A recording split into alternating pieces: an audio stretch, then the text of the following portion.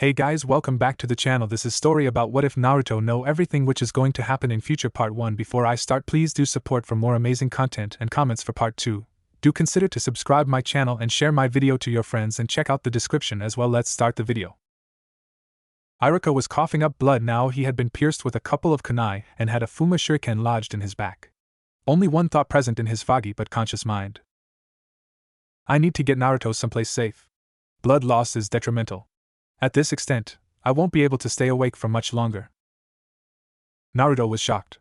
He had just found out about his burden. The tenant that resided within him, a demon fox, a beast. Supposedly a monster inside him. Inside a mere human such as him. He now knew why people always hurt him, whether it was physical torment or mental, and why they whispered bad things about him and spat at him everywhere he went. The blonde knew the concept of self-pity and did feel like loathing, but from time to time, it seemed like that infrequent depression was beginning to change. His boisterous attitude and joviality were taking a dark turn all of a sudden, and that was when he wasn't even thinking about it. That did not happen to him ever. Sadly and regretfully, he had bigger things to worry about at the moment. Iruka-sensei. Just as Iruka was about to collapse, Naruto caught him and leaned him against the tree. Iruka had pulled the Fuma shuriken out from his back and was bleeding profusely from there. He was bleeding from various parts as he took a lot of shuriken and kunai, but the pressure gauzes he applied were working to some extent. Thankfully, they didn't hit any major organ, but the blood loss was getting to him now. The Fuma shuriken had hit one of the arteries in the lower back, which if left untreated could force him to bleed out. He needed treatment fast. He was beginning to lose consciousness, but he was able to speak to the blonde before he did for the worst. And Naruto, there's no way you can beat Mizuki. He coughed up some blood before he continued. Go and take the scroll to Sandaime-sama and get help. I'll try my best to hold him off. Please go, he pleaded desperately to his blonde student. Confusion and some amount of panic were visible on the blonde's face, but he couldn't let his sensei down now, could he? He still had to prove it to him.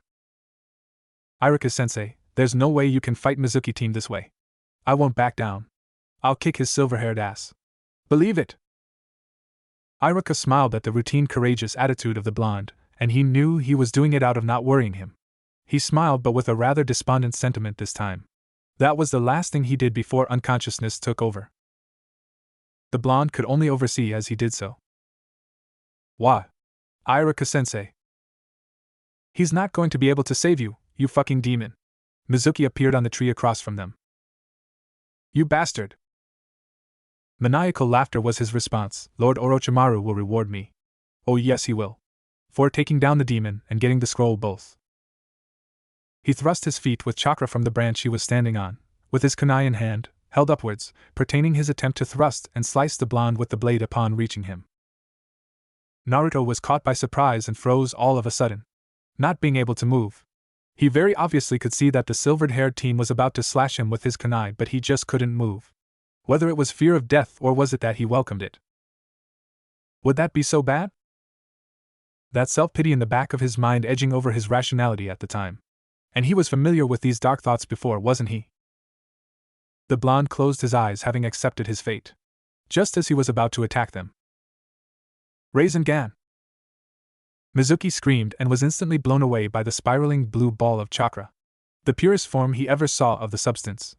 He went through 2 trees before slamming into a third one, snapping it in 2 before his body came to a halt. His whole stomach was vaporized, and even the wounds felt like they were cauterized by the intensity and varying heat capacity of the chakra ball. Wind-natured, was it? Mizuki could only gawk at his executioner before he fell face first with a see-through hole in his stomach, on the ground dead. The executioner stood at about 6 feet 1 inch. Blood-red, shoulder-length hair, with a tempestuous feel to it. He was wearing umbu-style black pants which were ripped at several spots with small cuts visible, with black blood-stained boots. He was wearing a black jacket with orange stripes running shoulder to forearm, with a gray undershirt in which bloody gashes were visible. The Uzumaki spiral stood proudly on his back. The only thing seemingly untainted out of his constrained appearance. He was wearing a carmine red cape with black blazing flames at the bottom. Some specific kanji at the back of it, but obscure due to the cape being in tatters. Only the kanji for 7th was decipherable. His arms were also a bloody mess. A dislocated shoulder, but somehow kept together, whether figuratively or literally. He was wearing a black and red fox umbu mask which was shredded but enough to hide his distinct facial marks. Only his experienced but tired azure eyes shone in the darkness. He came close to Naruto, and his eyes softened at the frightened child. Are you okay? He asked in a soft yet subdued tone. Hi, the boy replied warily, but not as warily as he would like himself to be. Good, the strange man replied. Guess it worked, huh? Then fell to his knees and collapsed. The Hokage was watching the scene and decided to intervene. He arrived as soon as the masked man arrived, but froze when he saw the Rasengan being formed. Only Jiraiya and Kakashi know how to use it, and the latter being somewhat of an amateur at it. He decided to wait and let the events play out. He was ready to intervene at a second's notice if something did happen. Something told the Sandaime that this person did not have any bad intentions. He just had a feeling, but it did not mean that he trusted him, mind you. He was still on high alert with his Anbu in tow. He was glad when he saw that his intuition was correct in assuming the man had no ill intent towards the blonde. But on the other hand, he did not miss the blonde's sign of resignation when the traitor attacked him, which made his heart ache worse than it had in many years. Hokage Gigi. Naruto-kun, are you alright? He asked the blonde concernedly, and signaled his Anbu to get the foreigner medical attention. Hi Gigi. The Aji-san saved me. He used this really flashy kind of ball which sent Mizuki team flying like whoosh. The blonde was exaggerating and making gestures that would make him look like a clown in front of everyone, but the Hokage, who was used to the blonde, just chuckled amusedly. One of the Anbu, specifically a cat-masked one, giggled quietly at the side. Still the same cute gaki, she mused. The Anbu left to get the foreigner medical attention. The Hokage turned to the blonde with a serious look on his face. Naruto-kun, now that I know that you're okay, why did you take the scroll of ceilings? The Hokage asked with a grim expression. The merry expression the blonde held was changed into a harrowing one now that he was starting to remember things he was desperately trying to forget, or wasn't thinking on. Mizuki-sensei tricked me and said to get the scroll from your office. He told me that if I got the scroll, that means I'll pass. I am so stupid. I didn't understand the bastard was tricking me. Tears were falling from the boy's eyes. The Hokage was worried when he saw through his crystal ball what Mizuki said to him about his secret. That was when he left to take care of the threat himself. The boy was tough, the Hokage always acknowledged that. But when he saw the expression the boy held right now, the pain was quite visible, and all of a sudden, the old man felt years of guilt creeping up on his spine. He started contemplating in a very regretful state. Contemplating every decision he made regarding the boy and his past. Minato and Kushina would be ashamed of me. The boy is in so much pain right now, and it's all my fault. I should have tried harder. I should have fought harder. He knew why the boy was in visible pain. It wasn't a thing such as trivial as being tricked by someone. That was a daily occurrence for the poor boy. He just found out the source of his pain, his suffering. The boy had many emotions bottled up inside of him. Most along the line of hatred and scorn for the bastard villagers. Why did they have to hate him for something which he could not control? There were elements of insecurity too. Was he really a demon then? Left for the villagers to direct their hatred on. The Hokage knelt and put his hand on the boy's head. Naruto-kun, I'm very sorry I kept this a secret from you. You know what I'm talking about, don't you? His response was a slow nod. But please, he paused as he looked into the boy's eyes and saw nothing but gloominess and sadness. It threw him off a little as his guilt and failure as a caretaker came back full force. He paused before he continued, know that it was for your very own protection. Don't ever think for a second that you are the demon. You are the jailer, and he is the prisoner. Your parents wanted you to be treated as a hero, but things did not turn out the way they were supposed to. The way I had intended to. There are many things that I cannot say until you're old enough, but I'm truly sorry, Naruto-kun. Can you find it in your heart to forgive an old fool like me? The Hokage was desperate for forgiveness, but even he knew that some things are not easy to forget, especially with the amount of abuse the boy has suffered. He may not be conscious of his feelings right now, whether it be because of his age or naivety. But even a blind man could tell that the boy is bound to change some way after learning such truth about himself. The boy was quiet for a moment until he spoke. I don't know, Gigi. I need some time to get over it and think about it and become awesome again, you know? The boy smiled, but it was clearly forced. The Hokage saw through it, and his heart shattered. Of course, Naruto-kun. Take as much time as you need. You can visit me when you're ready and then we can talk. The blonde gave a small nod at that, but his face was undecipherable at the moment, which worried the Hokage. They remained silent for a moment until Naruto broke it. What will happen to the Aji-san who saved me? He'll be okay, right? I cannot say anything about that, Naruto-kun. Naruto frowned but did not say anything. Both made their way to the hospital. Naruto went to Iruka, who was awake now and was awarded a forehead protector, but did not celebrate. Iruka was concerned for him, but Naruto waved him off, saying it was nothing. The Hokage made his way over to the medical facility where the supposed stranger was being treated after the occurrence. A couple of Kunoichi and Irionin were giggling outside the room. Upon seeing the Hokage, they immediately straightened. The Hokage sighed and went inside. The man was lying on the bed with half his body covered by the bedspread, and the other half visible with some noticeable scars and bandages. But there was a person who was tracing her hand on the man's arm. That person was none other than Nico, the cat Mastambu. The Hokage cleared his throat. Upon seeing the Hokage, she jumped and straightened. Hokage-sama! She was blushing madly and sweating profusely, under her mask of course. The Hokage's sweat dropped. Why is it always the young ones who get lucky? Get the medic, Nico-san. The Umbu bowed and left, embarrassed at being caught at such an obscene act. A few moments later, the medic arrived. Hokage-sama. He bowed. What's the condition of our friend here? The medic sighed. Not great, Hokage-sama.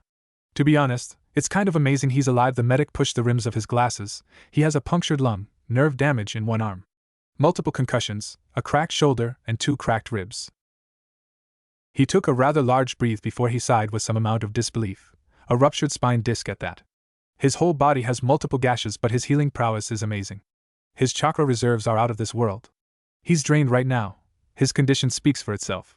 But he's probably higher than you in terms of chakra, Hokage-sama. That seemed to gain the attention of the Sandaime. That fact shouldn't be known to us, but due to the extent of his exhaustion, the chakra-obstructing seals he had in place are not functioning right now, as his depleted reserves are visible. Credit should be given to the seal maker though. Fail-safes were in place, but they were formidably doable for us. Concluding, his wounds are almost covered along with the scars he already has. By the rate he's going at, he should be okay by morning, which is not normal, as you know. The Hokage was very curious now. He looks like he fought a whole battalion by himself. Plus, that red hair. Only one person in the whole village had that hair. And she was an Uzumaki. Those chakra reserves and that healing prowess, although at a much substantial rate. Chakra-obstructing seals? Haven't seen those for a while now. The vitality. He's an Uzumaki, that much is confirmed. But his face, it reminds me so much of Minato.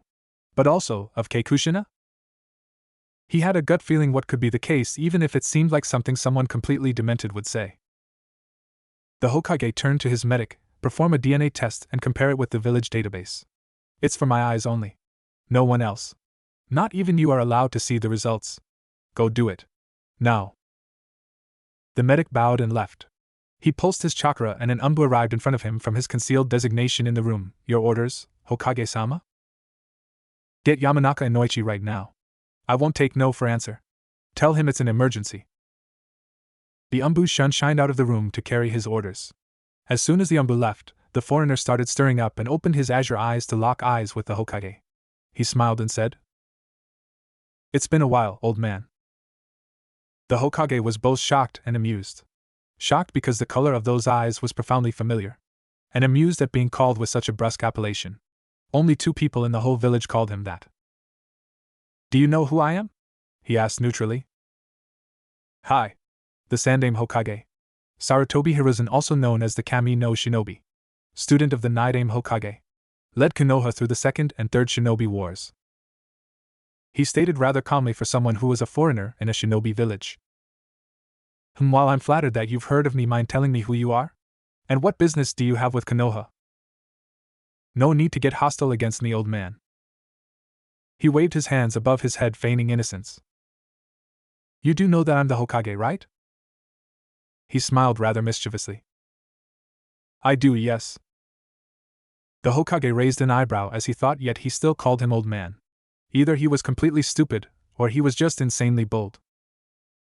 I'll tell you everything about myself, and why I'm here. But before I do that, I want you to place a silencing seal over the room and take a seat, because you're going to need it after I'm done with what I have to say.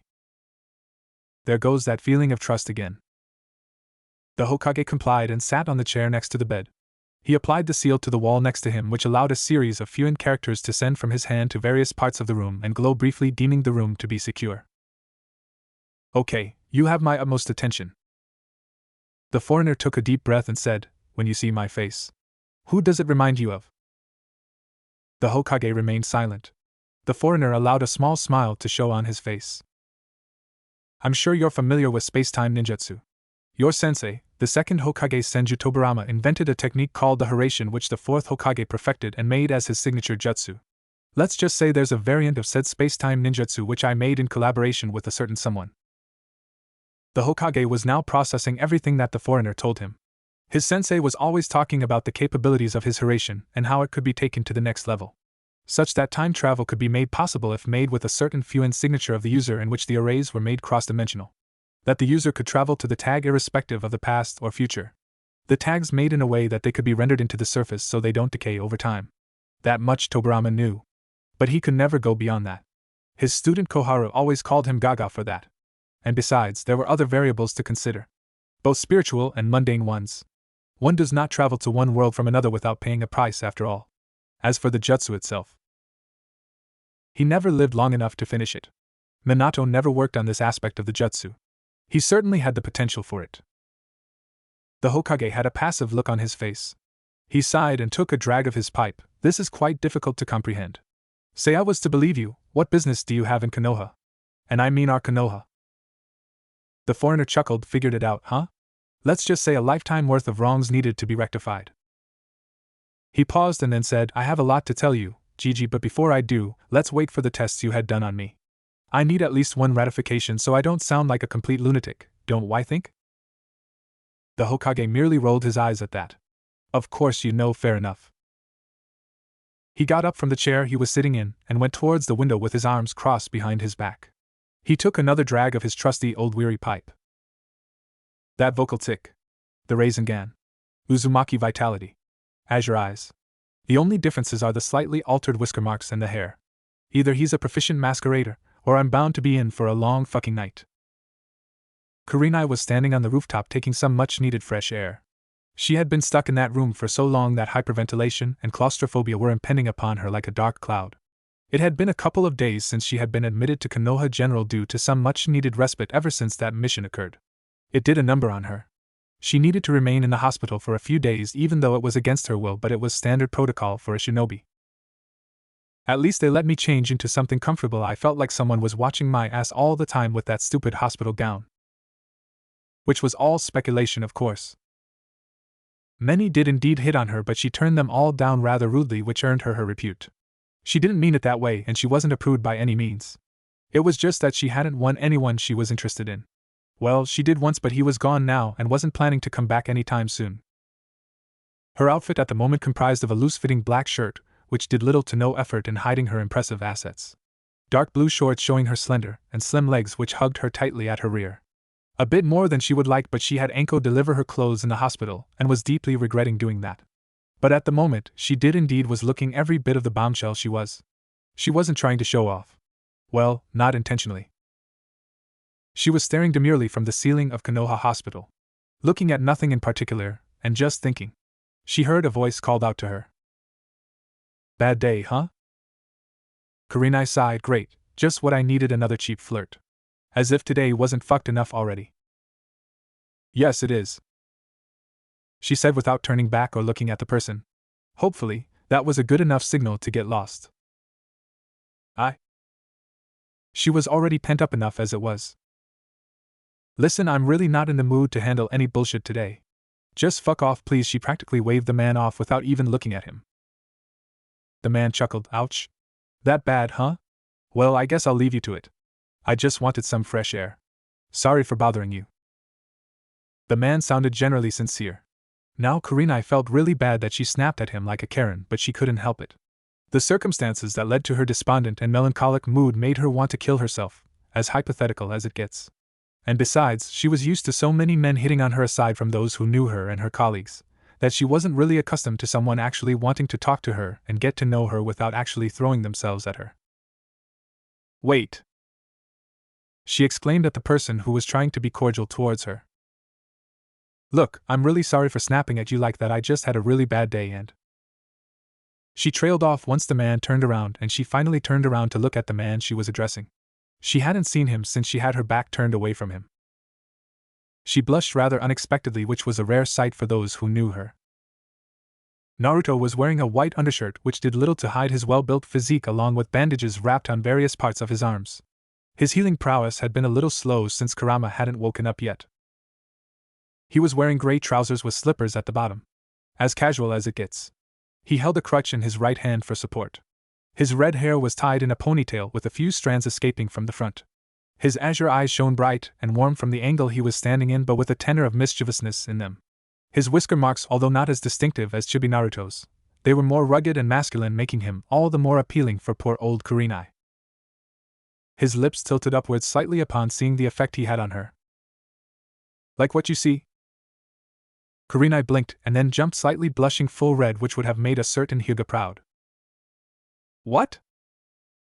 She stated as if he were incredulous. And no. Well, I mean, I was just looking at your bandages, they're quite fascinating.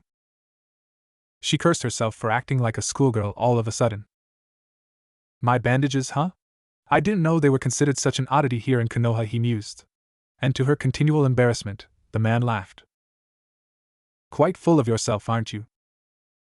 He wiped stray tears from his eyes and immediately stopped upon seeing her glare, but still let out an occasional snicker. I'm so sorry. It's just that I haven't felt this unperturbed in so long that I forgot how to laugh.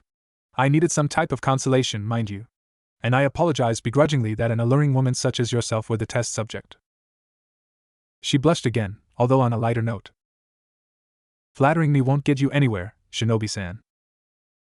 He smiled, not at all surprised that she knew he was a shinobi. Although the wounds should have been a dead giveaway. You're right, well, let's start over. His smile was making her feel warmth she hadn't felt before.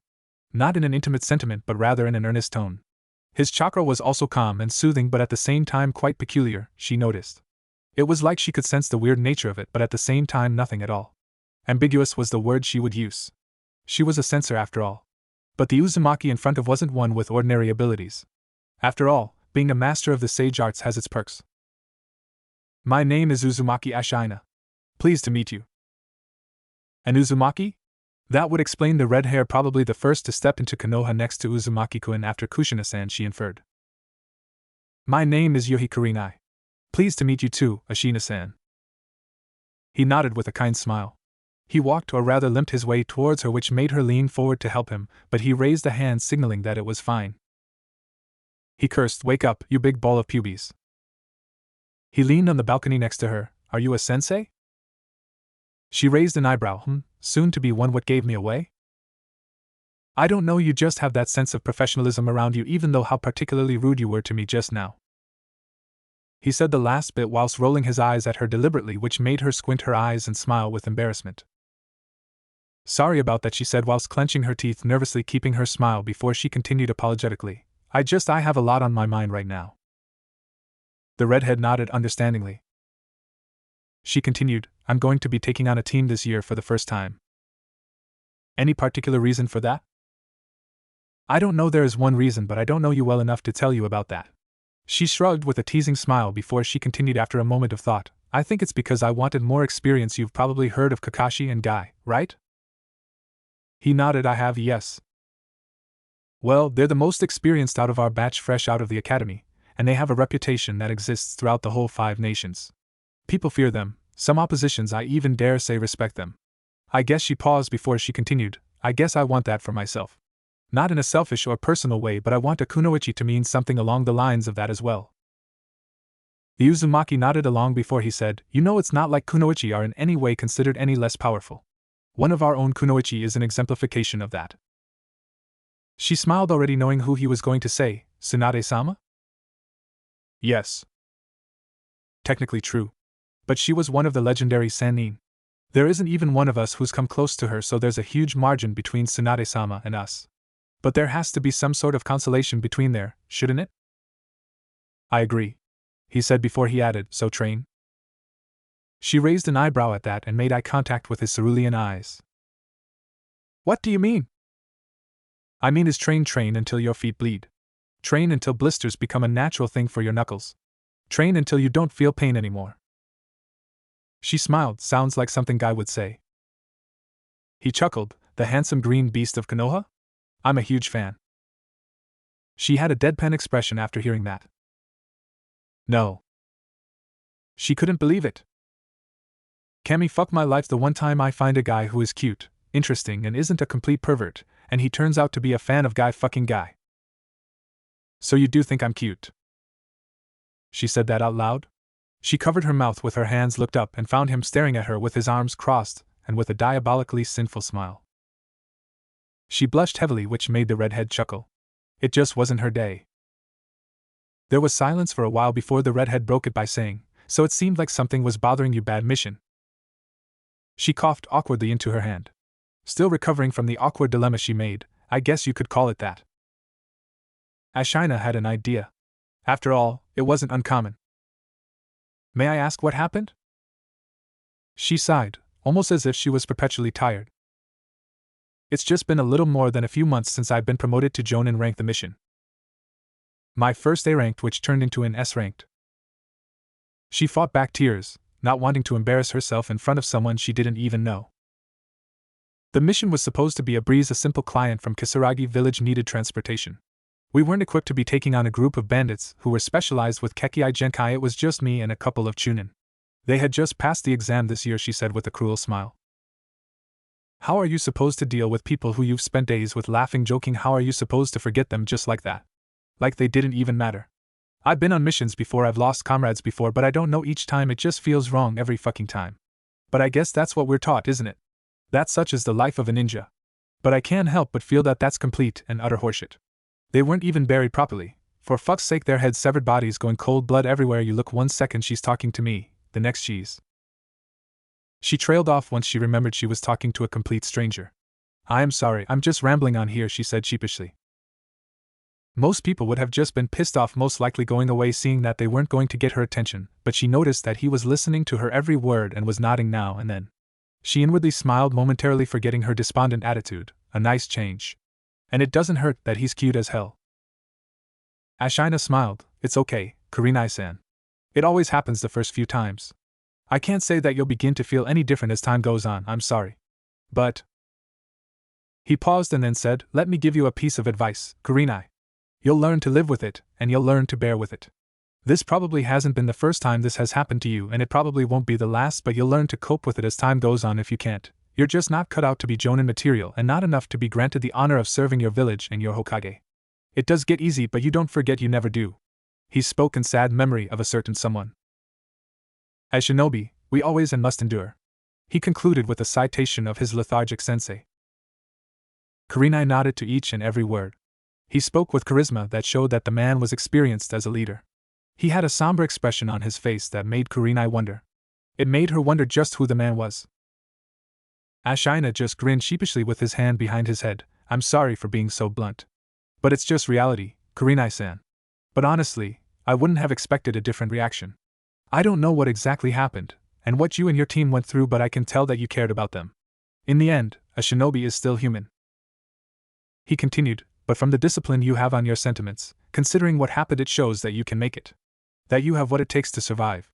I hope we work together in the future. Hopefully as comrades." She agreed with his each and every word and nodded, pertaining she hadn't minded. "Are you applying for citizenship, Ashina-san?" she asked neutrally but hopeful inwardly. Wait, why was she hopeful? He smiled. "I am. Hokage-sama just offered me this morning. And it doesn't hurt that I have family here as well." She smiled upon hearing of the word family. She knew who that meant, of course. After all, Yuzuki Yugago, her friend and practically sister, made sure of that. "Uzumaki-kun is a very cute boy. A friend of mine is quite fond of him. That boy really has a heart made of gold. Oh, and his adorable whisker marks," she stated with a fond tone before frowning a little. "You know of his circumstances, Ashina-san?" Anger flashed through his azure eyes for a second. Kurenai could have sworn she saw crimson, but quickly shook it off as a concoction of her own imagination. His childhood, whether or not he got his consolation in the end, it was still a touchy subject for him. "Yes, I know. Hokage-sama was very reluctant about it, but I know of Naruto-kun's circumstances. He will be under my protection of the Uzumaki clan from now on. Well, not officially a clan yet, but it will be in a few hours," he said with a sober and earnest tone. "Good, I'm glad," she said with a smile before shifting nervously a bit. "I would like to meet your friend, though, to thank her for caring after hearing about Naruto-kun's circumstances. I'm sure you can understand," he said with a sad smile. Of course. I'll talk to her, she replied, sounding a little nervous. Is everything all right, Kurenai-san? He asked, a little worried, but the corner of his lips tilted upwards slightly upon seeing her blush a little. Do you want to maybe have a cup of tea later? After you leave the hospital, obviously, she asked nervously, not making any eye contact at all. How were these things done anyway? You mean like a date? He grinned. Now Kurenai was getting pissed off. She smirked inwardly as she thought of a way to get back at him. That's how you want to play, huh? She leaned forward, pressing her together a little bit, showing off her assets and making prime use of them. And what if it was Ashina-kun? She purred. Now it was Ashina's turn to be caught off guard. Oh, you mate with her? Wake Kurama? He cleared his throat. I would be honored to take you, Kurenai-chan. Kurenai smirked, but not without a healthy blush of her own. Good. Ashina 0. Kurenai 1. You can pick me up from my apartment 2 days from now. Sayonara, Ashina-kun. She then left, leaving him behind, slack-jawed. Ashina was still standing at the same place he was since, with a dumbfounded look on his face, but shook it off soon after with a small chuckle. She looked back towards him. Just for the record though, you're not an actual fan of Guy, are you? He shrugged it off in front of her with a teasing smile, which led her to smile too before she left. Damn. She's just as beautiful as I remember her. Asuma-sensei was one lucky asshole. I'd say. You've finally decided to grace me with your presence? Damn furball. Fuck you, Kit. You tried to go through chakra exhaustion when your container is about to pull something as stupid as using the level 3 Hurration without warning or consulting me first. But before Ashina could retort with a piece of his mind, Kurama held up his paw. Yeah, I know you did not have a choice. We will discuss this later. For now. Kurama smirked. Ashina groaned. Oh God. Seems like you have been having fun. The despondent Uzumaki, while not relatively happy before, his mood changed and suddenly took a dark turn, which the fox could read all too well. Yeah, well, too bad. The fox sighed. He knew this was going to be difficult. Kit, listen to me. You know as much as I do that the shy Hyuga would have wanted you to move on. It has been far too long since, and... The fox trailed off, knowing how many painful memories he was digging up by mentioning her. He paused a little before he added, It is unpleasant seeing you like this. Ashina smiled at that. Is that sympathy I detect? Hush. The fox knew he was kidding, but he expected a serious response, so the redhead answered with a forlorn smile which was so unlike his former child self. I know, Kurama. But I just feel guilt. She was everything. My light, my hope. Do you think I could ever feel the same way about someone else again? The fox responded after a while. I cannot say anything about that, Kid, you know better than that. But take comfort in the fact that your chibi Nigen will do everything right for her what you could not. You now know what Kushina had in mind. And you know our plan with Hayashi. You have to move on. Ashina sighed. Maybe. Just give it a chance. Fine. He then smirked after the fox closed off his eyes, indicting sleep once more. You know, you give really good relationship advice. And this isn't the first time. Whether if it was war everywhere did the big scary fox have a vixen to twinkle his fur to. He laughed when the fox just flipped him off and went back to ignoring him. Just as he was about to exit the mindscape. For the record, it is good to see you're okay, Kit. Ashina gave an appreciative smile and exited the mindscape. Same for Ball.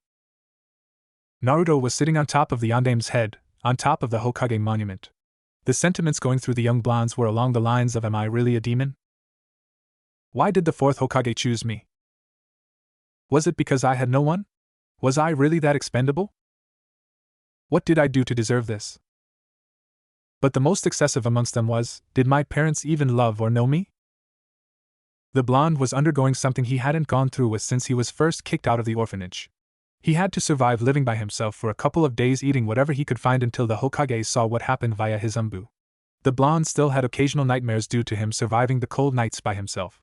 Missing the academy, and even if he went, he couldn't stay awake. Everyone just shook it off as the blonde with his theatrics. It was not until the blonde was visibly malnourished enough that the Hokage finally noticed. He did not tell anyone about his current place of dwelling because he did not want to be a burden to his Ji-san. The blonde was quickly realizing that he was going through one of his bouts of anxiety and depression. Not that he knew what that was. Whenever he had one of these low moods, as he called them, he always put on one of his fake smiles. And as time went on and a couple of bowls of ramen later, spending time with his Nechan and Tochiji-san, he would be back to his merry self.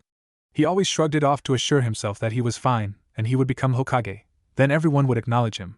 Now, he was not so sure. His bout of depression did not seem as easily segregated as it normally did. And being honest, the blonde did not want it to this time. Before he could engulf himself into further misery, a voice called out to him. "Morning." The man held a cheery voice which Naruto thought was strange since no one other than a handful of people used it for him. It was usually demon this and demon that, from what he heard, since they were always whispers. It was not like he gave up on humanity itself. It just made him wary towards people in general, not that anyone could blame the blonde. The blonde turned around to see a red-haired man with azure eye walking towards him. "Yo." The man waved his hand. "Who are you?" Naruto asked warily. The man just smiled and said, "Let's just say I'm a friend of yours, Naruto-kun. I would like to talk to you if you don't mind," he stated with a calm tone. Naruto just stared at the strange tomato man with squinted eyes whilst tilting his head slightly, which would have made Kurenai or Yugoku and swoon kawaii before saying, "You seem kinda familiar, Aji-san." The man in question blinked and then blinked again. And then suddenly his mouth fell open and a dark cloud hung over his head. "Don't call me that. It makes me feel old, you know, Kami. I'm slightly older than Tuchan was and he still calls me Aji-san." The blonde just grinned sheepishly with his hand behind his head, which was a habit he had inherited from his parents. "Wait, you know? Faye. Rip off. Weird, isn't it, Kit?" "Hush." He suddenly had wide eyes. "It's you. The Aji-san from the other night," he said shockingly. "I said don't call me that. You can call me Ni-san or Ni-chan, but not that." "Well, you're old. So why shouldn't I call you that? Didn't anyone tell you the difference between an Aji-san or a Ni-san, Chibi? Who you callin' Chibi? Well, who you callin' an old man?"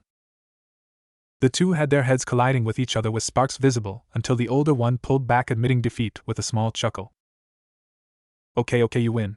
I'm sorry. But I'm not that old, you know?" Naruto narrowed his eyes a little bit and lowered his head. "It's okay, it's just that I haven't called anyone Ni-chan before." Ashina frowned upon seeing his narrowed eyes. "Come with me, Naruto-kun," he said resolutely. But before Naruto could respond, the older man put his hand on his shoulder and suddenly disappeared in a red flash. Ashina and Naruto arrived at the training ground where Ashina had planted the seals at. As soon as they entered, the Hiraition triggered a failsafe Fuin seal which made 4 of his clones to appear, resonating a barrier similar to the Shiskyogen, although not as drastic in defense, to surround the field. The primary difference between the Shiskyogen Ashina's variant was that this seal was transparent, making it suitable for covertness. The clones were pumped with extra chakra by using a seal Ashina invented to withstand the depletion. As soon as Naruto arrived, he fell on his ass.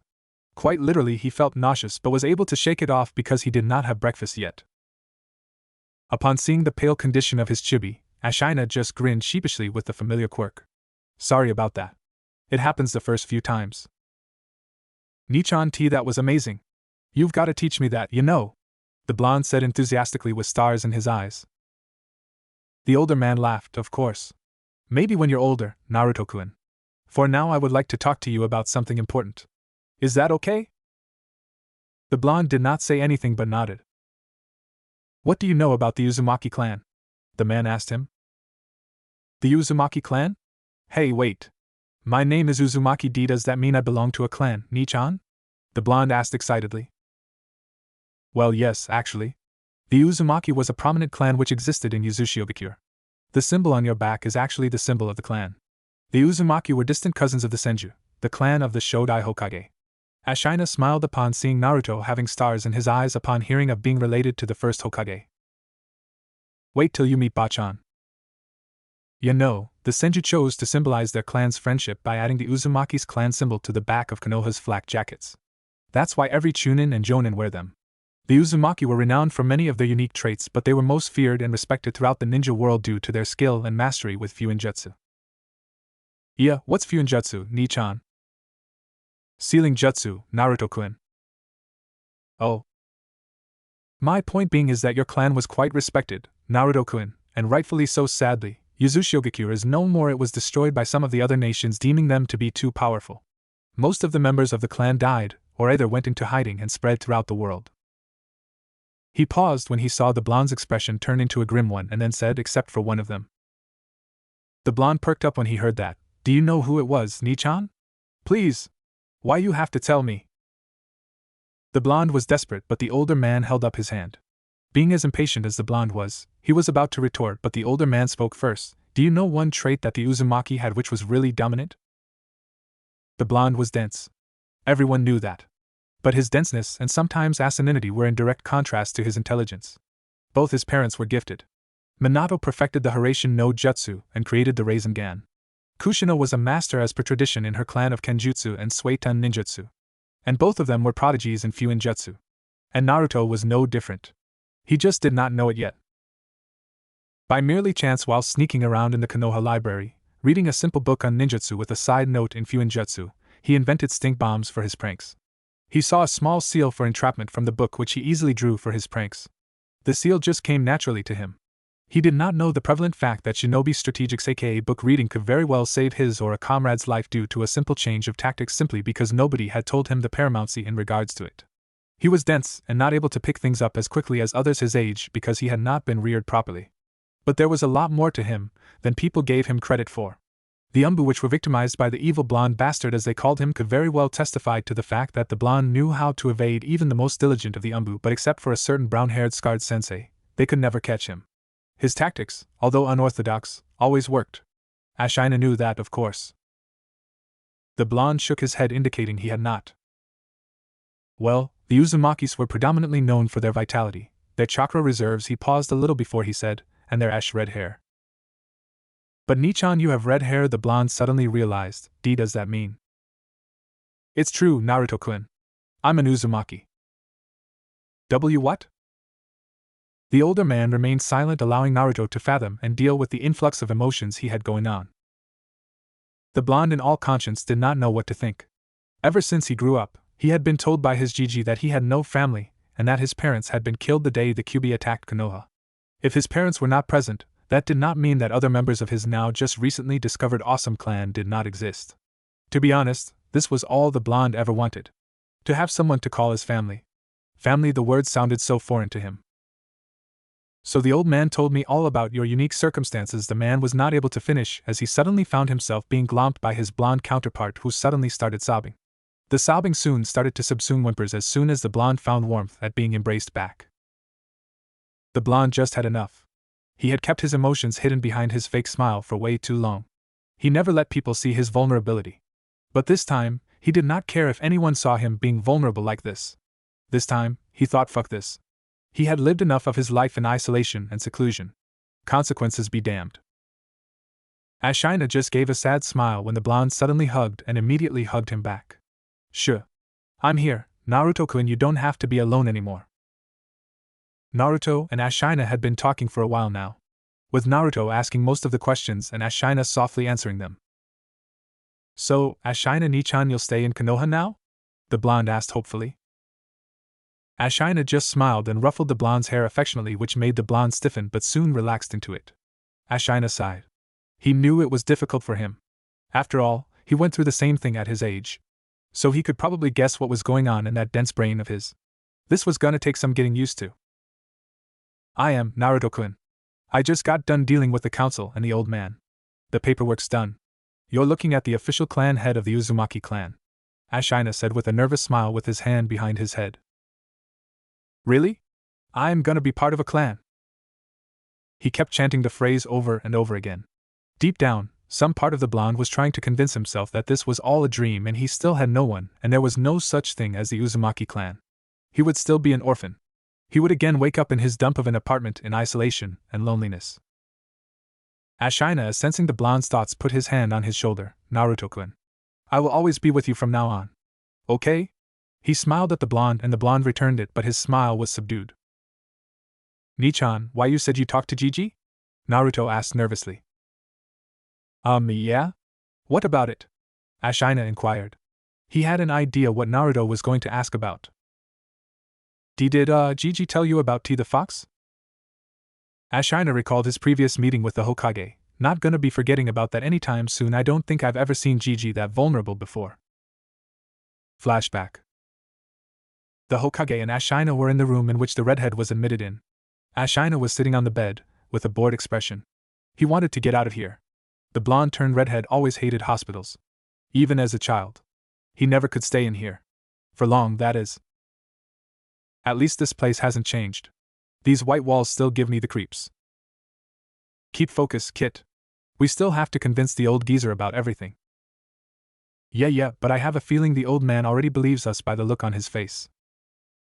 The Hokage sat in the chair next to Ashina's bed with a paper pertaining to Ashina's test results with a dumbfounded look. He really is who he says he is. At first, the Hokage was skeptical but not without his own curiosity. Of course, who would believe such lunacy? But when he saw the test results, it pretty much solidified his deductions. Up to the point that his eyes were the size of saucers. He really is Naruto-kun, but he looks so much more like Minato now with small features of Kushina. But Naruto-kun is blonde like his father, so what's with the red hair? The Hokage was staring at Ashina with his dumbfounded look ever since an Irionin arrived with the test results pertaining to his lineal information. Ashina was getting annoyed now. What? It really is you, Naruto-kun. The Hokage was able to get out. Yeah? I kinda told you that. Looking at Naruto now, he found that it was kind of hard to pertain differences between him and Minato except for the hair and the whisker marks. He had the same masculine features with a hint of femininity in them. Azure eyes. Yep. Exactly like Minato. Although his eyes showed a glint of mischief. His body language. Some of his facial features were not reminiscent of Minato. Definitely Kushina. Chibi Naruto was more like Kushina in every way, as far as his facial features were concerned. But he looked a lot more like Minato now. Everyone could tell the unmistakable consonant now that Naruto was indeed the son of the Kiroi Senko. Well, except for that red hair, of course. Probably deliberate on his part. The Hokage mused. The Hokage cleared his throat. Ahem. Well, I'm sorry about that. Of course, you could understand my stupefaction. The Hokage gestured with hands feigning sarcasm. Of course. Of course, who knew the old man? Could he sarcastic? Well, I wish I could say I was glad to see you, Naruto-kun, but something tells me that you wouldn't be here if everything was amicable, the Hokage said with a somber tone. The redhead casual and uncaring expression immediately took on a darkened one. Konoha is no more. Burned to the ground. The Hokage immediately felt as though his heart had suddenly become hollow. He simply could not imagine a world where Konoha did not reside. He suddenly realized that the person standing in front of him was none other than the Naruto Uzumaki, the very same boy who was shunned by the villagers for something which they could not and did not want to comprehend. Now the Sandaime had years of experience, both in wars and negotiations. You could call him the Kami no Shinobi for many things. But over the past few years, ever since he retook the mantle of being Hokage, the old war-ridden Hokage had become slightly neglectful. He did not have the same charisma as he once did. He even let himself become overwhelmed by the council at times by his advisors, the decision most conspicuously being the Uchiha massacre. Now, the Uchihas deserved what they got to them. There was no denying that. They were power-hungry, jutsu-copying bastards, as a certain bandaged comrade of his liked to phrase. But doing this had done a condemnable thing to one of the only good, honorable, and righteous Uchihas left, who took the censure as having the burden of being both a shinobi of Konoha and douriously as a member of his clan. The Hokage still felt guilty, and lost many nights of slumber because of that. There could have been another way. There was also the Hyuga affair. Accepting Kumogakure's demands as a last resort. Especially after what they tried to do. I shouldn't have accepted it. He also felt ample amounts of guilt in regards to a certain whiskered blonde. He also knew of the blonde's secret, which made him all the more aggregated with guilt. I should have fought for him. I should have simply put, Hiruzen, as in accordance with himself and his consciousness, was simply too old and for the most part, exhausted perpetually from his position. He was just not the same anymore. But the aura and semblance that the redhead had flaunted, confidence and charisma which was so unlike his chibi version. This Naruto displayed the same nuance as his parents. The same charisma, charm, and magnetism. The inborn and in-death natal preeminence which was not in a hubristic sense, more like in regards to plenary guidance. The expression the Hokage held was a grave and remorseful one. He felt proud of Naruto for making it this far, but not without traces of his own guilt seeping in. For not being there for the blonde. And for the sake of his beloved village. Somehow he felt responsible, like he could not do anything to prevent such a monstrosity. But he quickly shook it off as his stupefaction taking hold of him, and because there were more important concerns to look into. A few minutes went by as Ashina sat waiting for the Hokage to comprehend what he said. He knew that the old man needed a few moments. The Hokage did not know what to think. His love for Konoha, which was implanted by his sensei Tobirama and Hashirama, was overwhelming, and it felt like a fresh katan jutsu to the chest to hear that his beloved village was no more. That the will of fire itself, and everything it stood for, was no more. It had perished. Hiruzen shuddered at the thought. "This is grave news, Naruto-kun," the Hokage said with a somber tone. "You don't say." The Hokage sighed. "As much as I would love for you to ensue sarcasm in our conversation, we have many more important things that require diligence, don't you think?" "Of course," Ashina replied, immediately straightened. "I take it you were the Hokage?" the Hokage asked. "Yes. The Nanadame." "Oh? Who was the Rokudame?" the Hokage asked with a hint of vehemence. "Kakashi," Ashina said with a smile. "I see." To be honest, the Hokage was not all that surprised about that particular fact. He always thought about who would be his successor, and Kakashi always seemed like the logical decision other than that lazy-ass Nara who would be the best suited, but the Hokage knew that he would not submit to this role willingly, and he was simply too lazy for it. The Hokage paused for a while and looked at Ashina with a contemplative expression. He already knew that everyone from Ashina's generation had been bereft of life, if Ashina's expression was anything to apprehend. So he did not find the need to question his role nor his generation's. Who was behind it, and what became of the other villages? The Hokage asked with a hint of finality.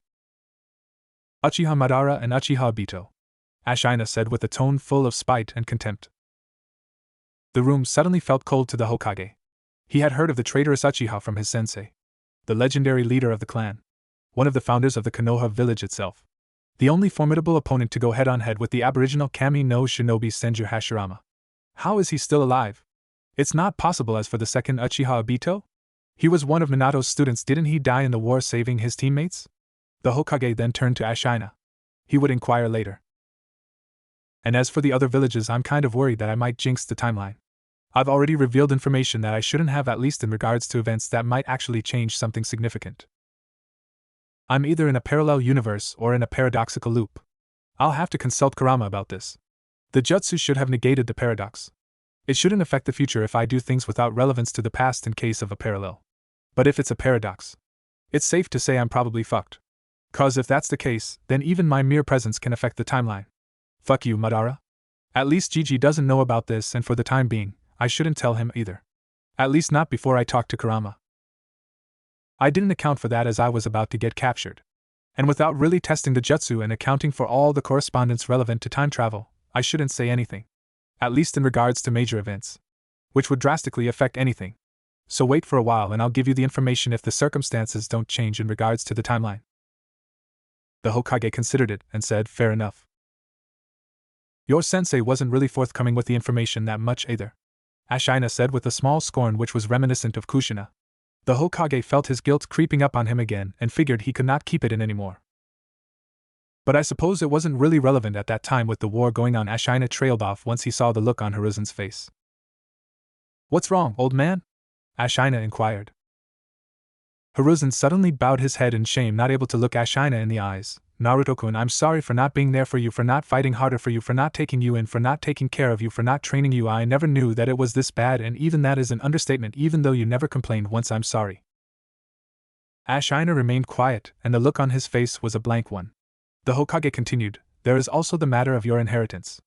I still haven't told your younger counterpart about it, thinking that it was for the best. But when I heard from the Umbu that you tried to take your own life because of the way the villagers treated you, ostracized you, I thought that the law I implemented would help. But it was the exact opposite. Your parents would be ashamed of me. There's also the matter of the Kyuubi. Your counterpart just found out about it. How am I supposed to look him in the eyes now? Knowing that I lied to him, he's probably heartbroken right now, and it's all my fault." The Hokage trailed off after having said what he wanted to say. Ashina still had a blank look on his, but it changed into one of understanding.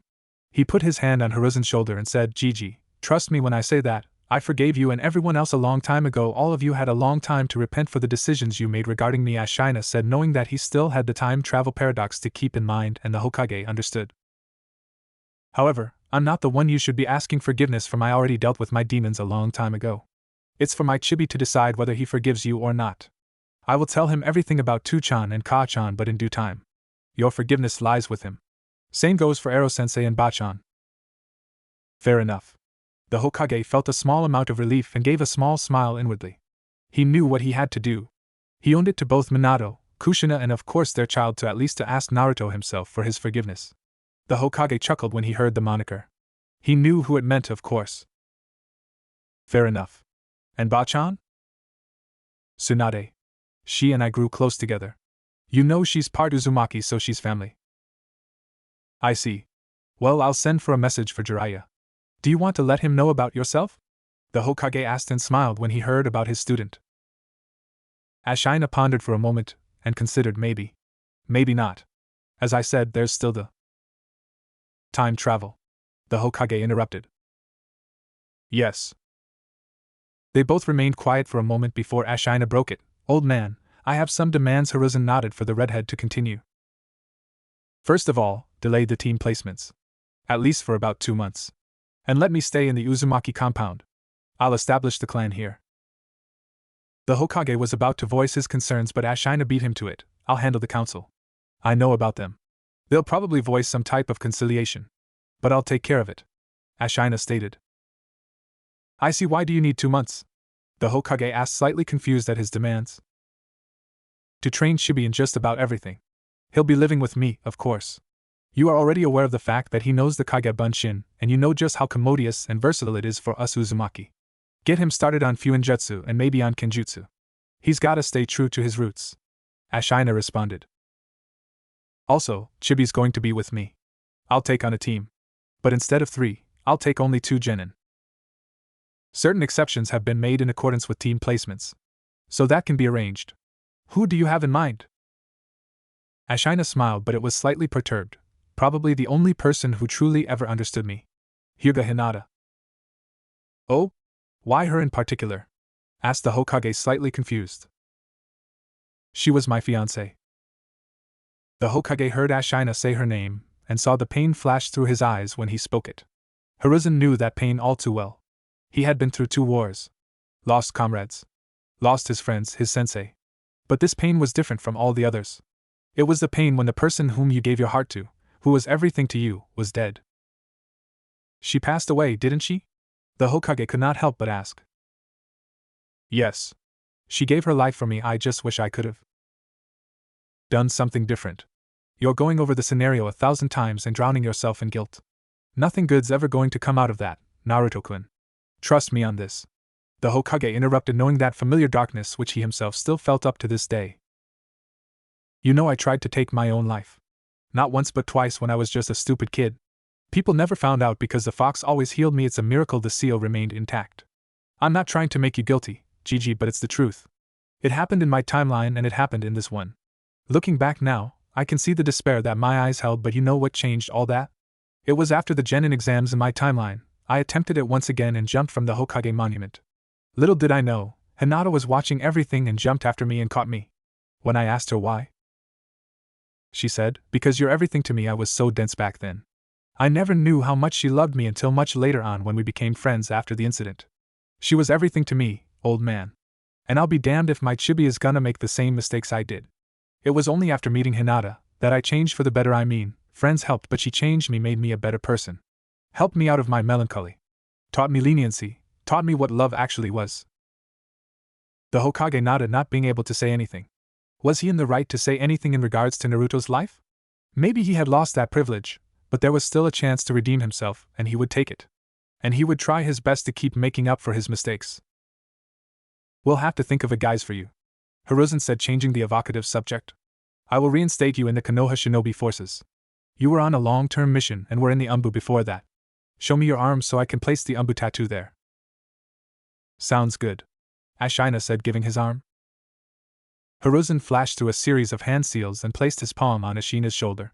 The Umbu mark sizzled on Ashina's shoulder and appeared in a faded red. There.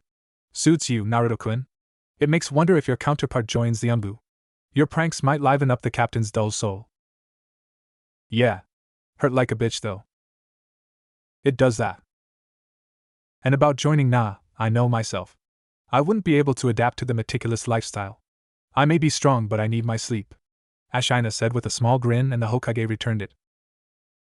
And what about an alias? Uzumaki Ashina, the redhead answered.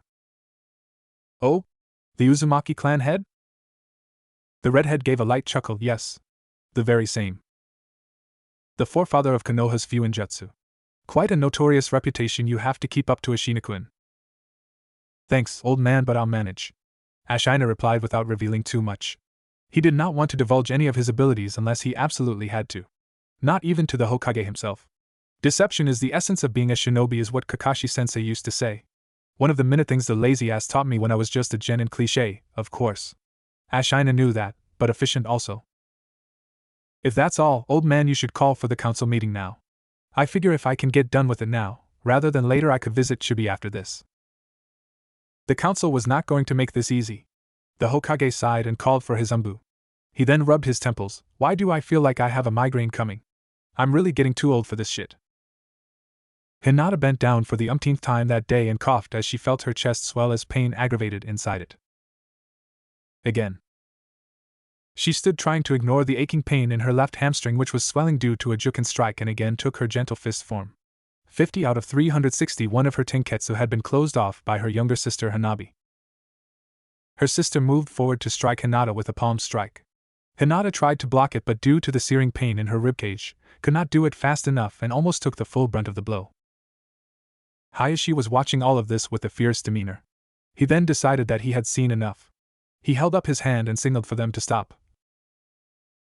Enough. Both of you, go get yourselves cleaned up. Hanabi, it is almost time for your instructor to arrive. Hinata, meet me in the study with Kurenai-san. Both of them bowed to their father, and then to each other, and then left. Yuhi Kurenai was watching all of this with a grief-stricken look which was verily discordant on her beautiful face. She and Hinata had grown very close to each other ever since she'd been appointed by the Hokage and Hayashi for looking after her to a certain degree. She had started viewing Hinata as her younger sister. Who wouldn't consider her as one? She was so benevolent and caring, but mostly reserved, almost like a gentle wallflower. Always kind and compassionate to people who were the exact verbal antagonists to her. Just like her arrogant asshole of a cousin. Kurenai inferred. It really pissed her off, even more than perversion, was that members of the clan reacted towards Hinata this way, saying things like, she's weak and unworthy of the clan. Kurenai knew that Hinata had the potential to become of the best Juken users in the clan. She had seen the way Hinata had practiced her katas and sparred with her a couple of times. Kurenai knew that she could become exceptional at the art if her confidence could be resolved. She had excellent chakra control. Only one factor handicapped her, and it was her chakra reserves, which could be developed if worked on. How Hayashi never saw all this was beyond Kurenai. Kurenai sighed remorsefully when she recalled the conversation she had with Hinata. It was not that Hinata did not want to win. She simply did not want to hurt her little sister. It started out as simply defending herself and not retaliating her sister's strikes, which as time passed turned into throwing her matches away simply for the sake of not hurting Hanabi. Her father grew more and colder towards Hinata as he saw Hanabi winning over her elder sister, which started to demoralize Hinata's confidence and self-respect. Kurenai had not noticed that Hyuga Ko's presence. He then called out to her, Kurenai-san, your presence is requested with Hayashi-sama. Thank you. I'll be there shortly. Kurenai replied with a small nod of her head. Ko bowed and then left. Kurenai made her way to Hayashi's study. The design of the study was extravagant but not overly lush. It was a moderate-sized dojo. Behind Hayashi's desk was an assortment of various katanas which were probably exorbitant. It was a balance of nobility with luxury, which was reflected upon the Hyuga themselves, as they were known as the most powerful clan in Konoha with their all-seeing eyes. Kurenai thought that was a bit excessive on their part. Hayashi was sitting behind his small desk in the traditional manner. In front of him were various papers relevant to clan business. Hinata was sitting on the left of Hayashi, in the same dignified manner as her father, but something was different. Looking closely at Hinata's expression, it was patent to Kurenai that Hinata was heartbroken about something, the way her lavender-tinted eyes held unshed tears and had a tight grip on her kimono. Kurenai gave a small smile to Hinata and discreetly mouthed the words, "It's going to be okay," that seemed to work slightly as Hinata gave a small smile back but still held a grim expression. Kurenai frowned inwardly but knew she was going to find out soon enough, so made her way in front of the desk and gave a small bow. Hayashi-sama. Greetings, Kurenai-san. Please sit. Hayashi replied cordially. Kurenai nodded and sat down in front of Hayashi's desk. How are your injuries? Hayashi inquired in a neutral but cold tone.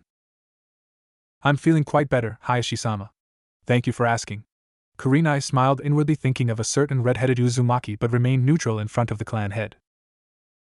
I'll get straight to the point, Kurenai-san. The spar that was conducted was to determine the heiress position of the clan. It has been decided that Hinata is to be disinherited from the heiress position, and the position is to be given to Hanabi. Kurenai was shocked at what was disclosed. She understood now why Hinata had such a forlorn expression. Being honest, Kurenai felt pity for the indigo-haired girl ostracized by her clan, rejected by her own father in favor of her little sister. She must be so heartbroken right now. You're such a bastard, Hayashi. You and your clan are blind for not seeing Hinata for who she truly is, she cursed inwardly. I see, she said with a cold tone, barely keeping a hold on her sentiments. If Hayashi was affected by Kurenai's cold demeanor, he did not show it. I'm officially assigning Hinata under your wardship. As of now, she is officially disinherited from the clan heiress position. She is to be under your care, but she will remain in the Hyuga compound. She will train here. But she will primarily be under your care from now on, as she is unworthy of the Hyuga. Kurenai did not say anything, so Hayashi dismissed both her and Hinata. They made their way in the garden of the compound. As soon as they were alone and away from prying eyes, Hinata suddenly pounced at Kurenai, wrapping her arms around her, and started crying. Kurenai could not help but shed tears of her own. She just embraced her back and whispered and cooed soothing words to the girl, telling her that everything will be all right. Naruto had a nervous look on his face as he sat anticipating his newfound Nichan's answer to his polemical question. Yeah, I know of it. So what? Naruto heard that, then blinked once, then twice. Was it? He scratched his head, thinking he had not heard the redhead correctly. Ashina just laughed when he saw the confused look on the blonde's face, which turned into a glare upon seeing the older man chuckling. Naruto was about to beat him down when, "Sorry, I'm sorry." Ashina's expression turned serious, but still smiled warmly at his chibi. Naruto-kun, I told you that our clan was adept in Fuinjutsu, right?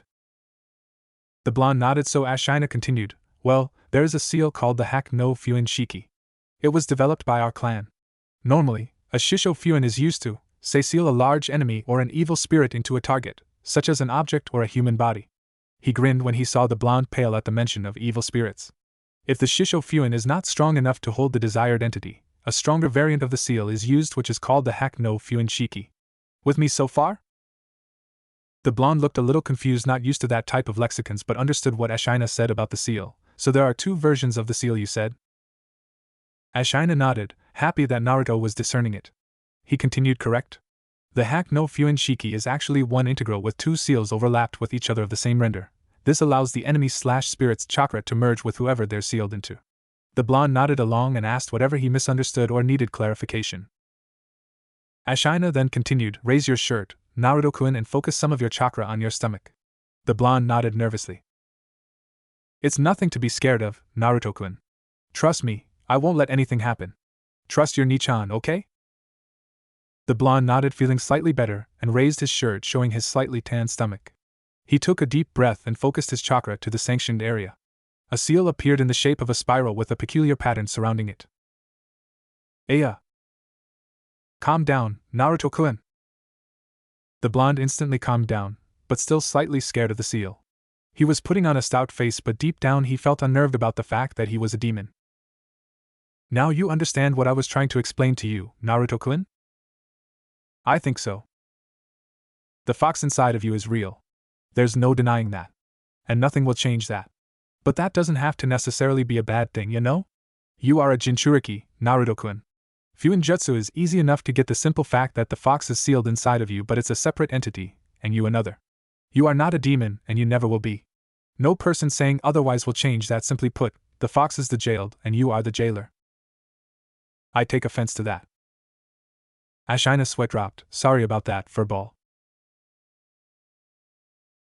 Naruto was processing what Ashina said in the meantime and then pondered, what did you mean when you said it doesn't have to be a bad thing, and what's a Jinchuriki, Nichan? Oh, sorry. I didn't tell you about that. Jinchuriki are humans that have a biju sealed within them. There are 9 total biju in existence. They are differentiated by the number of tails they have. The fox is one of them, which is the Kyubi no Kitsune. The strongest out of all of them. Ashina explained. I'm flattered, Kit. Ashina laughed, don't get used to it, furball. The blonde nodded. Ashina put his hand on the blonde's shoulder. Listen carefully, Naruto-kun. Each Jinchuriki had its own purpose in its village. In our village, The tailed beast was sealed to save the village. In Sunagakure, the abilities that manifested in their Jinchuriki were studied so that non-Jinchuriki could replicate them more often than not in most of the villages. The Jinchuriki were meant to be nothing more than military potential, with little regard for the Jinchuriki or even the tailed beast itself, as Shina said with a slightly angered tone at the end. Even though the future things changed for the better, that did not mean that he had to appreciate it. Same went for Kurama. Old the blonde said, slightly sad at the fact that the villages would treat others like him as just military potential. Ashina then put a hand on the blonde's head and ruffled his hair. That doesn't mean the same for you, Naruto-kun. The old man protected you from the people who wanted to turn you into a weapon because the Yondaime Hokage asked him to. But why did the Yondaime choose me?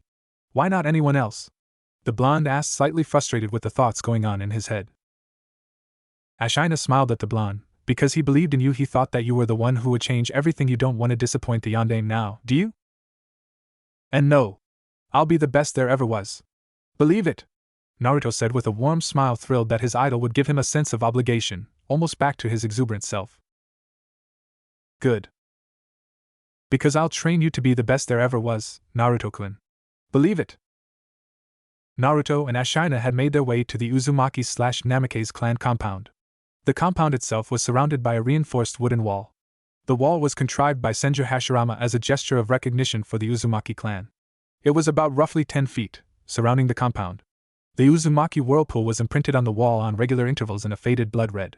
The compound itself was not colossal, but on account of the clan's obscurity, their techniques and jutsu, precaution was mandatory. The compound was roughly an acre, but was ensconced diligently. The gateway itself was donned with the Uzumaki crest carved into the surface, with the gates intersecting the symbol in two. Ashina made his way in front of the gate with Naruto following behind anxiously. Naruto found it kind of daunting when his Nichan had told him that he would be living with him in one of the most affluent accommodations Konoha had to offer. But when his Nichan told him that his mother used to live here a while ago before getting married to his father, he changed his mind. He wanted to know as much as he could about his family. He wanted to ask his Nichan about them but could not find the metal to do so. He was apprehensive that maybe if he found out, he would not like the outcome. Ashina sensed what the blonde was pensive about. He knew once he had mentioned Kushina, even if it was just an innuendo, the blonde would most likely inquire about their parents. All in due time, Naruto-kun. Ashina channeled his chakra to the front of the symbol. The seal consisted of several webs bound together by lattice like arrays overlapped with each other. One of the arrays, Ashina knew, was bounded individually for traits, specifically heredity. Wonders of Fuinjutsu. Ashina pondered. If Kushina and Minato were able to open it, imminently that meant he could too, of course. The spiral twisted mechanically, and the gates swung open. A courtyard was visible entering the gates. Behind the courtyard was the compound itself. It was a traditional design. The front of the compound resembled the Uzumaki mask storage temple, with the whirlpool donning the entrance in front of the staircase. The lower section of the compound was not visible, although Ashina knew it contained a dojo that Kushina and Minato clandestinely used for testing jutsu, which were not for the generality of people. It also had a personal library and an established area for clan meetings and such. Not that Ashina had any use for that. For now, at least. Upstairs, bedchambers were available with a dedicated master room for the clan head himself. Everything was chalky in our nose. Minato and Kushina had planned to move in permanently after little Naruto was born, but things happened. Ashina pondered sadly. He shook himself quickly of those thoughts and made CLS Kage Bunshin to get started on cleaning. As soon as the clones appeared, "You can do the Kage Bunshin too, Nichan?" Naruto asked in his usual demeanor, better after the talk he had. Ashina chuckled, "Of course. Most members of the clan know it. I told you about Uzumaki vitality and chakra. Being an Uzumaki has its perks, right?" Before Naruto could ask more, "Yes, you can make them as many as I can too. But your chakra control isn't as developed as mine is.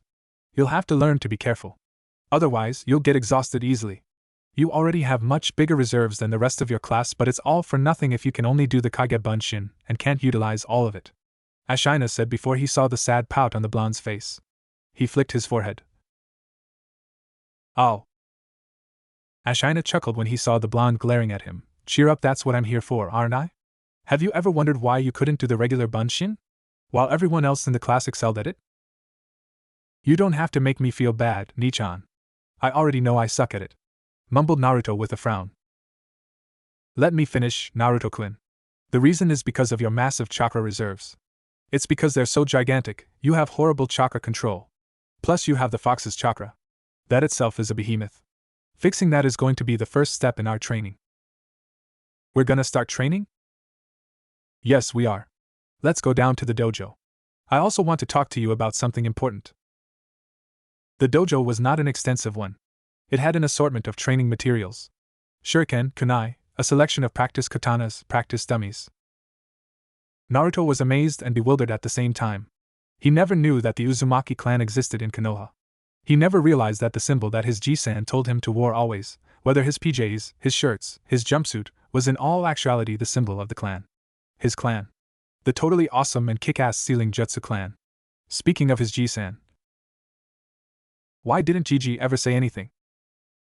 Ashina was watching Naruto with a keen eye. He knew now was the perfect occasion for the fox to instigate him. Naruto was quite honestly pissed at his Jisan for having kept this information from him for so long. All the abuse he went through when he was little. All the neglect. Was it worth it? His hands were starting to convulse. Where was all this hatred coming from? There was just so much anger. Deep inside the recesses of Naruto's mindscape, behind a steel gate with a sealing mechanism, the depth of darkness revealed two blood-red slitted eyes which had an aura of malice surrounding them. It's happening. If we're going to do something, I suggest we do it now. Yeah, I can feel it. The jutsu should work. We tested it on the training field, but I'm not going to take the risk right now with him being so vulnerable. Let him deal with the trauma first. You trust that he can resist it? He won't fail. I know, Kit, but be mindful of the chakra. It's still potent. It won't harm us, but the people will still recognize it. Ashina looked over to Naruto to see how he was holding up. He did not look like he was in a good place. He was holding his head. His eyes were beginning to slit and his canines were starting to cuspidate. His head suddenly started throbbing intensely. Naruto always had an odd nightmare mechanism. His nightmares almost invariably depicted death. Of everyone close to him. Inside his dream, the precipice was peculiarly the same. A voice, which sounded infernal, vicious, and ravenous, told him to kill. Just kill. Everyone and everything. He never listened to it. He would always try to ignore it. But dreams never listened to him. He would stay awake the rest of the night hoping that the nightmares might go away. He was perceiving voices in his head telling him to go and slaughter everyone and everything. He was holding his head, the pain was becoming unbearable. Give in. No! Naruto's voice sounded feral. Ashina suddenly grabbed Naruto's arm, which made Naruto fall forward, but Ashina caught him.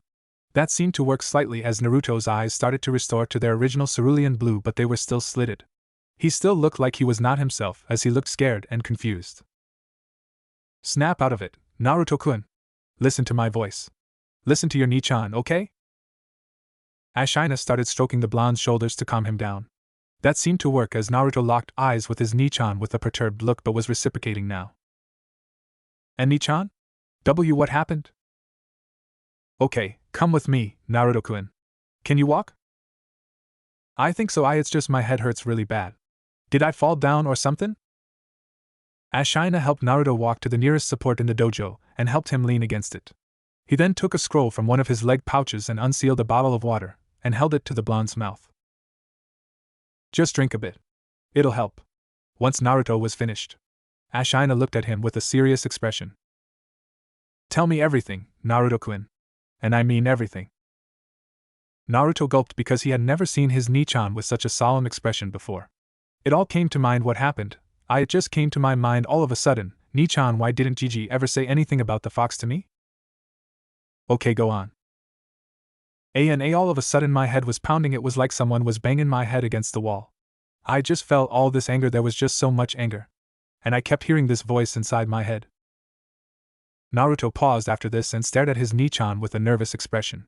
The serious expression that the redhead had held softened upon seeing the state of his chibi. Hey, it's okay, go on. Naruto gave a nervous smile to the redhead and his apprehensive expression changed into a grave one. I have nightmares sometimes. Nichan T, there's always this scary voice that keeps telling me to kill everyone even though I don't want to. I still do it. It's like the voice is controlling me, making me do it. The blonde had tears in his eyes. Ashina was looking at the blonde with a woeful expression. I know how you feel, Naruto-kun. I know. Ashina did not say anything, so the blonde continued after taking a moment to handle himself. I heard the same voice again. It said to give, and what does that mean, Nichan? And why am I hearing the voice from my nightmares? Gigi always said it didn't exist. Ashina sighed. He wanted to wait, but, so what do you think, Kurama? It's happening sooner than we thought.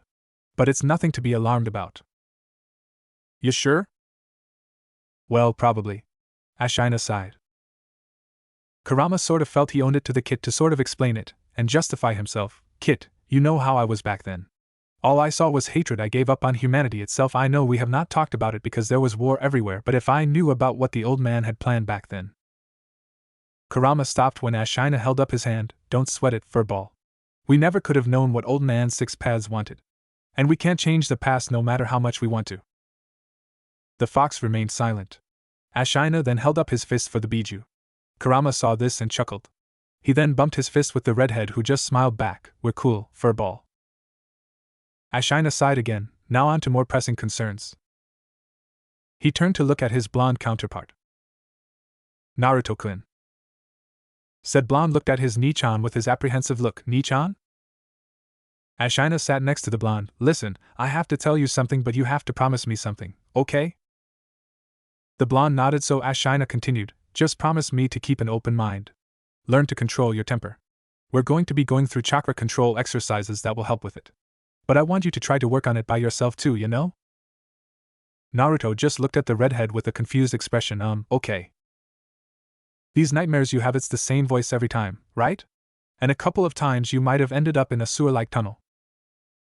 The blonde's expression was becoming more and more pale upon hearing of the place which had haunted him up to this day. Ashina continued. Naruto-kun, it's the Kyuubi. What? Ashina remained silent, letting Naruto proceed with his approach to the subject. Naruto got up all of a sudden, irate. Why? What does the stupid fox want with me? Doesn't it know how much pain I went through with the villagers? How much pain they me cause of it? Naruto was breathing hard from that outburst. Ashina looked at the blonde with a solemn expression. Naruto-kun, listen to me. The fox was jailed ever since you were born. I'm not saying the fox is innocent, but look at it from the Kyuubi's perspective, his way of viewing it, you know. Naruto said nothing, so Ashina continued. Ever since the beginning of time, tailed beasts were used as weapons for the shinobi world. I already told you about that, right? Naruto nodded, so Ashina smiled and continued. Well, the Kyuubi was first sealed by the Shodai Hokage inside of, believe it, in Uzumaki. She was the Shodai's wife. Uzumaki Mito, but you can call her Mito Bachan. The Shodai's wife was also. Exactly. She was a kunoichi who originated from Yuzushiogakure. She was the first Jinchuriki of the Kyuubi. Naruto was listening to the redhead with a keen perspective, so Ashina continued. She was exceptional at Fuinjutsu, Naruto-kun. Able to seal the entirety of the Kyuubi within herself. Even for an Uzumaki, she had an especially powerful and unique type of chakra. She was also able to sense negative emotions in people. Although that ability is due to Kurama. But Chibi doesn't need to know that. She was able to seal the Kyuubi in within herself? Why would she do that, Nichan? Doesn't she know what being a Jinchuriki is like? The blonde stated sadly. Smack. Oh. What hit me? Chibi looked around but saw nothing other than his good old Nichan, who was looking at him with an amused expression. Why, me of course. Ashina said with an amused smile that made the blonde's eye twitch. The blonde was glaring at the redhead but said redhead was impassive. Mito Bachan was happy, Naruto-kun. Despite being a Jinchuriki. This statement seemed to shock the blonde. Ashina put his hand on the blonde's shoulder and continued, and if she could do it, then so can you. Okay? Naruto said nothing for a while, but his expression changed into one of determinism suddenly. I can and I will, Nichan. Believe it. The blonde pumped his fist for emphasis. That's the spirit, Naruto-kun. Now let's get started. The redhead stated with enthusiasm reminiscent of handsome green beasts. Start what, Nichan? The blonde asked innocently. My dear cute student, you're training, of course. And you will refer to me as Ashina-sensei when we're training, understood? Ashina stated with an unnerving tone at the end, which made the blonde pale a little. Hi. Ashina smirked. Good. Let's begin. Yugugo was sitting in the Dango Cafe, slightly depressed and confused at the same time. She sighed compunctiously and laid her head on the wooden table with a cute pout. Why did I have to embarrass myself? Flashback. The medic had just left after attending to the mysterious red-headed shinobi. Nico aka Yuzuki Yugugo was inside and guarding the room. The only you could hear in the room was the light snoring coming from the bed. The redhead was on the bed and breathing peacefully, but the Umbu could also feel a strong presence from him.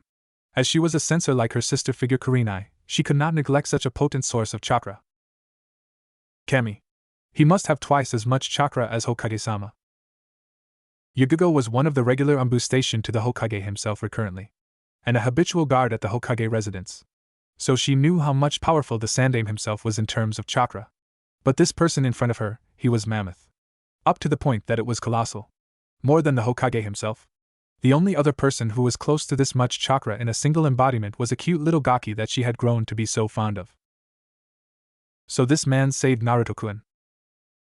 Yugugo thought that was quite fortuitous. Usually, people were always boorish towards the child she was so fond of. Some people even went as far as attacking the child when he was little. That was when Yugugo had to arbitrate at first, as she pledged herself as an Umbu to always serve and protect irrespective of creed. So she was protection detail a couple of times for the child. That was before the incident at the orphanage. Fortuitously, Yugugo was the one who found the blonde after he got kicked out. He was unconscious in an alley in a small hut after he got kicked out. When she saw the state of the boy, her heart shattered. The boy was so visibly malnourished, his bones were prominent. She took him home, gave him a bath, dressed him up. Naruto was unconscious the whole time due to the extent of his exhaustion. When she pulled him out of the bath, she held him to her chest to carry him, which made her broke down in tears yet again. The boy was so devoid of human contact that he clung to her, and would not let go. When she tried to pull away, he started subsuming whimpers. Her heart softened, which was very unlike her. If you asked her colleagues in Umbu, they would tell you that she was as stiff as a rock, all work and no fun. It was so unusual for her, but she saw firsthand how a child was being targeted for something that was out of his control. Being the target of false propaganda. Someone so little, so innocent. He did not deserve it. Not even a bit of it. So she let him stay the night with her. The cute Gaki slept soundly after what seemed like his whole life so far. She notified the Hokage via one of her colleagues. The next day some civilians and the Hokage himself suffered Yugugo's wrath. After the incident, Yugugo always kept an eye on Naruto, in the shadows. Always made sure he was provided for. Practically threatened the Hokage to provide Naruto a home, which he planned to anyways, but Yugugo was assertive and the Hokage knew better than to piss off an already pissed off woman. Stocked his supply of ramen from time to time. Applied some furin seals on his apartment to fend off mobs. She wanted to adopt Naruto, but the Hokage would not let her, saying it was dangerous for an Umbu to raise a child. Which made sense. And told her to keep her distance until he was made a chunin, ultimately when Naruto was old enough, because it would lead to him becoming too attached and also compromise her duty as an Umbu. So Yugugo relented after much hesitation. She also suspected that there was something that the Hokage was not telling her, but shook it off. So it struck as quite the stupefaction that someone would save Naruto-kun, to her. The only handful of people which were good to the blonde that she knew of were, somehow Kakashi-senpai, Hokage-sama, Kurenai, Anko-chan, and a cute lavender-haired girl who used to follow him around from what Yugugo saw. They're so cutie together. While Yugugo was gushing about pairing young Gakis together, the redhead stirred in his sleep. Wrinkled his nose a bit, then started snoring again. Yugugo giggled at the sight. Heavy sleeper, huh? She made her way over to the redhead. He looked so peaceful, other than the occasional snoring, the shinobi was unmoving. The only slight progression was his chest moving, indicating that he was breathing normally, and of course, the snoring. The most noticeable thing on the redhead was his scars. They were quite prominent and visible. Yugugo thought it made him look quite sexy in her opinion. She always was a sucker for virile attributes. But then again, which woman isn't? She concluded to appease the butterflies in her stomach. Now Yugugo was a woman of virtue and dignity. She took her duties earnestly. Even her childhood friend Hate, who had a crush on her, still does, said that she was so driven, up to that it was deranged how much work she did. So for her to start a relationship with someone, she would do so with commitment and devoutness. That was probably the reason why she was still celibate. Even her sister figures Anko and Kurenai were like that. She started tracing her hands on the redhead's scars. She did not know what made her do that. Some of those scars looked quite familiar. The revelation quickly came to mind, which shocked Yugugo. Their kenjutsu slashes her hand involuntarily went to her abdominal region, next to her solar plexus. It was her worst scar. It made her feel very insecure about herself, so she hid it from everyone and never let anyone see it. Not even Kurenai or Anko. She quickly shook those feelings off and focused on the person in front of her. He must have trained himself into the ground. She used her fingers to trace a particular scar, which made the redhead stir a bit. Her fingers must be cold. Yugugo pulled her hand back and clenched her teeth nervously. Sorry, she said in a subdued voice. Once she was sure he was in dreamland, she went back to her fondling? Is that what it was? She did not fathom that she was feeling up the shinobi's muscles now instead of comparing scars. Works out a lot too. I bet Enko-chan would have a field day with you. She was so preoccupied with what she was doing that she did not even notice the Hokage walk inside the room. Ahem. Yugigo once again banged her head on the table and groaned, "Whyy. Still stuck on how you felt up the guy in front of our esteemed leader? Shut up, how many times do I have to explain it to you? I did not fondle the guy. I was just looking over his scars." Yugigo whispered the last part at the end. The woman laughed rather boisterously. "Keep telling yourself that, Yugigo." Yugigo groaned, "What are you doing here, Anko?" Sitting in of Yugigo was Mitarashi Anko. Light brown pupilless eyes. Spiky violet hair tied in a ponytail. Clad in her beige trench coat, wearing nothing but a mesh bodysuit underneath. Not that she would ever go beyond teasing. A miniskirt exhibiting her slender and robust thighs, which were feminine in every way. Effeminate legs hidden by shin guards. A shinobi's perfect wet dream, but deadly as a serpent when condign. Anko looked towards Yugigo with her signature smirk. "Isn't it obvious?" "Figures. And where did the chan go when you called my name?" Anko pouted adorably, which Yugigo would have swooned at but was not in the mood for, even a little bit. "Why, you accused me of such wanton acts. What did you expect? A cookie?" "Oh, come on, Yugigo. There's no shame in admitting that you snuck a feel on the guy. Pretty lucky bastard though, getting Yuzuki Yugigo to do something as vulgar as sneaking a feel. Oh, and especially when the guy was unconscious." She emphasized on the vulgar part with her cheeky grin. Yugigo blushed a deeper shade of red at what was implied. "Fuck off." Anko laughed and held up her hands in defeat. She gestured the waiter to bring 2 plates of dango that she loved. "Okay, I'm sorry. You still haven't told me the whole story though, spill." Yugigo sighed. "I already told you that I was guarding him. The man was gravely injured, Anko-chan. He had acute trauma in multiple places from what I could see. He should be bedridden for a few days, at least." "That doesn't explain why you talked about a person of the opposite gender for more than 10 seconds. It's not that rare.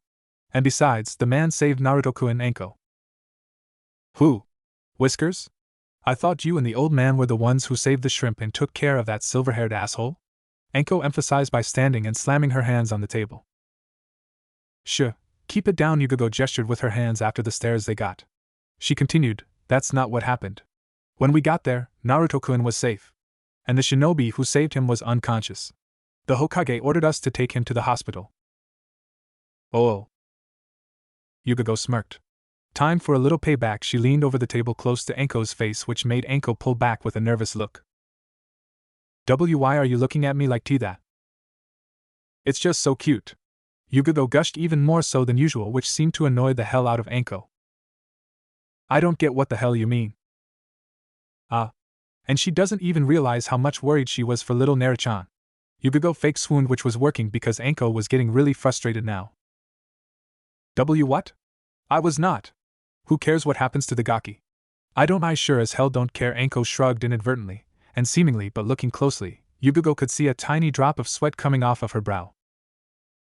"Gotcha." Yugigo knew that Anko cared about the boy because he reminded her of herself and her harsh past. Even though she was slightly hoydenish in her inclinations towards certain things, Yugigo knew underneath all that tough demeanor and semblance was a very insecure girl, who secluded herself from the world after the events of her past. It was a tough shell to break, even for her, and even then there was some mitigation left. Not that Yugigo could blame her. She was the one who found her after all. Yugigo decided not to tease her, and just drank her tea with a shit-eating grin. Anko wanted to change the subject, so she coughed a little before continuing. "What did he look like anyways?" Yugigo sighed. "Anko, not this again." Anko waved her hands, feigning innocence. No messing around. I'm serious. He did save the gaki after all." She looked down at her lap with a slight red tint on her cheeks. Yugigo smirked, finally coming around, "Huh?" Anko was about to retort, but Yugigo cut her off by replying to her impending question. "He was about 6 feet tall, has red hair the same red as Kushina-senpai, oddly. Let's see what else." She paused before replying. "H had a lot of scars on his body from what I could see." Anko smirked. "I know about your obsession with scars. That's a major turn on for you, probably. Don't deny it. You were probably gushing down there when you saw them, weren't ya?" Yugigo blushed full red at what was implied. "What the fuck is wrong with you?" And Anko burst out laughing. I just couldn't resist, Anko squeezed out whilst wiping stray tears from her eyes. Damn it, Anko! Yugigo was getting pissed now, and Anko knew when to stop when it came to her surrogate sister and her hellish temper. Okay. I'm sorry. I won't do it again, at least for now, Anko said with a nervous grin. Yugigo sighed. Fine. That's the best I can get from you anyways. So how long do you think he'll be in the hospital? He's probably going to be in for a couple of days from what I could see. Why? I want to get a good look at the guy. See who softened my sister's cold and gloomy heart, Anko said with an overly dramatic voice. Speaking of hospitals, Kurenai should have been released probably 2 or 3 days ago, Yugigo interrupted with a small blush, avoiding any mention of the redhead anymore. Yeah, where is Nai-chan anyways? Kurenai was going through a pickle of her own. She did not know what to wear to her date. That's definitely a first, Kurenai inferred. And maybe something more traditional, Kurenai-sensei? Hinata said in her soft and introverted inflection. What do you think he'll go with, Hinata? Hinata squeaked. I wouldn't know, sensei. Kurenai sighed. She had been trying to get her out of her reservedness and make her more susceptible and confident before team placements. She thought by helping her pick out clothes for her date, they would bond a little and she would forget all that's happened the past few days. So far it was working in that regard, but her self-infliction and morale issues were far more abyssal than she had thought them to be. She definitely had her work cut out for her. Kurenai shook herself from those thoughts to the present and grinned at Hinata. Now, Hinata, you have to know a little bit at least. Don't you want to go on a date like this with Uzumaki-kun someday? Hinata let out an eep at the mention of her ever-so unrelenting crush. Kurenai, of course, knew because Hinata had told her all about it. At least it's healthy, and she's not a fangirl. She frowned inwardly at the mention of fangirls. She hated them. A lot. In her opinion, fangirls were the pinnacle of scum in the shinobi world. They were the reason why Kunoichi had such a bad name. Kurenai knew about the girl's insecurity, and how much the blonde meant to her. How the blonde saved her from those bullies and how he gave her his scarf. It made her swoon every time she recalled the story, how she looked at the blonde as a source of strength. And besides, they looked so cute together. Yep, Kurenai was as much a shipper as Yugigo. Don't say such embarrassing things like that, as Sensei Hinata said in a tiny whisper, far too flustered right now. Kami, the poor girl looks like she'll faint, Kurenai giggled in a half-amused, half-worried sentiment. Sorry, Hinata. Anyways, well, I've narrowed it down to 2. One was a black ruched tie shoulder bodycon, gifted to her by Anko for her birthday last year. Her choice reflecting upon the dress. It was extremely close-fitting and she knew it was going to drop his jaw if she wore that. But she was nervous in regards to it. She did not want to show off too much on the first date, if you could call it that. Second she opted to choose was traditional. It was a dark magenta yukata with red poppies stitched intricately at the bottom, which were reminiscent and brought out the color of her eyes. The stitching was exquisite. It was the perfect balance of recherche and elegancy. She bought it from the land of water once whilst on a mission, and was saving it for a special occasion. Now's as good as any. I guess she paused before pondering. Maybe I shouldn't have teased him too much. Is it really a date? I mean, I kinda forced him into it. Kurenai bit her lip nervously. Suck it, you up. I'm going to do this. Yeah. She started pacing around the room. Hinata was getting worried. Fuck, how am I going to go through with this? If Kurenai was going through a pickle like that, Ashina was no better. He was salvaging through his parents' closet to find something to wear. Otherwise, he would have to go shopping, and he did not want to do that. He was not a fan of shopping. He usually went for Hinata's sake, but now that he could help it, never. Ashina sighed and recalled his first date with Hinata. It was at Chiraku's on a snowy day. The snow had just gathered. A tiny speck of a snowflake had fallen on her nose. Kami, she never looked more beautiful. Even more than life itself. Her lips pouted as she let out an adorable sneeze. She tucked a strand of her beautiful indigo hair behind her ear. She noticed I was looking at her. She blushed and hid her face underneath her shoulder whilst having a complacent smile of her own. You're doing it again. Huh? Ashina shook himself quickly as he wiped a stray drop of tear from his eyes. Sorry, Karama, Ashina said with a smile, but it was clearly coerced. The fox sighed as it rested its head on its imposing paws. I meant what I said, Kit. What we talked about you need to let go. I'm trying, Karama, but I feel like I'm doing something wrong. I might have messed around during the war, but that was just lust clouding my sentiments. This is real. This can turn into something more. I feel like I'm dishonoring her somehow. I am just not comfortable with this. Think of it as this way. How would the shy Hyuga feel like knowing you were hurting yourself? Do you think that she would want that for you? Of course not. Just think about that. The fox, clearly having said what it wanted to, closed its eyes and went back to its nap. Ashina paid no mind and continued, and it would be unfair to Kurenai-chan, maybe it isn't a date. She kinda just forced me into it, which is kinda my own fault, but she called it a date. So maybe it is? Ashina waited for the fox to respond. Kurama? Furball? The fox started to subsume, snoring. Whether he was pretending to do so was unperceived. Ashina sighed. Lazy bastard, it's up to me then, I guess. Kurenai was getting slightly anxious now. She did not know when exactly her supposed date was going to arrive. She had prepared over an hour ago. Even though it was just 6:30. They did not exactly decide what time they were going out. Kurenai was fidgeting nervously a bit. Luckily Hinata arrived carrying a tray. I made some tea, Kurenai-sensei. Oh! Thank you, Hinata! Kurenai said a bit too enthusiastically. Hey, are you alright, sensei? What? Kurenai said to no one in particular. She suddenly realized that Hinata had asked her that. Oh, I'm fine. Yep. Nothing wrong here, I'm stressed as fuck. What do you think? Kurenai covered her incommodious thoughts by giving a nervous smile which creeped Hinata out. Normally sensei is so confident, and dauntless, this is so unlike her. Hinata pondered. Is going on a date actually that stressful? I'm sure Naruto-kun will be much better than the man sensei's going out with. She contemplated what she had just said, what she covered her mouth with her hands in a paw-like bearing while wiggling her face adorably with a healthy blush. Kurenai saw and smirked. She was used to this level of internal squealing that Hinata fought against her innate Hyuga demeanor. Enko called her bipolar. And got a nasty genjutsu kindly in return. Kurenai was pondering with a smug expression when the door suddenly knocked. Hinata! Hi, sensei. Sorry, but can you please answer the door? Kurenai asked with an expression that screamed desperation. Hinata seemed to understand what her sensei wanted to do and nodded. Kurenai mouthed thank you and shined quickly to her room to wrap things up. Hinata made her way to the door and opened it. See, can I help you? Ashina was standing there with a flabbergasted expression. He was not ready for this. Ayano? Ashina chuckled internally with a slightly doleful recalling. She's just as adorably embarrassing as I remember her. Ashina suddenly cleared his throat and gave a small bow. Konbanwa, Hinata-chan. I'm here to pick up Kurenai-sen for our date, said the strange man with azure eyes which kind of reminded her of Naruto-kun. Hinata was a little confounded that this man referred to her with such an affectionate honorific.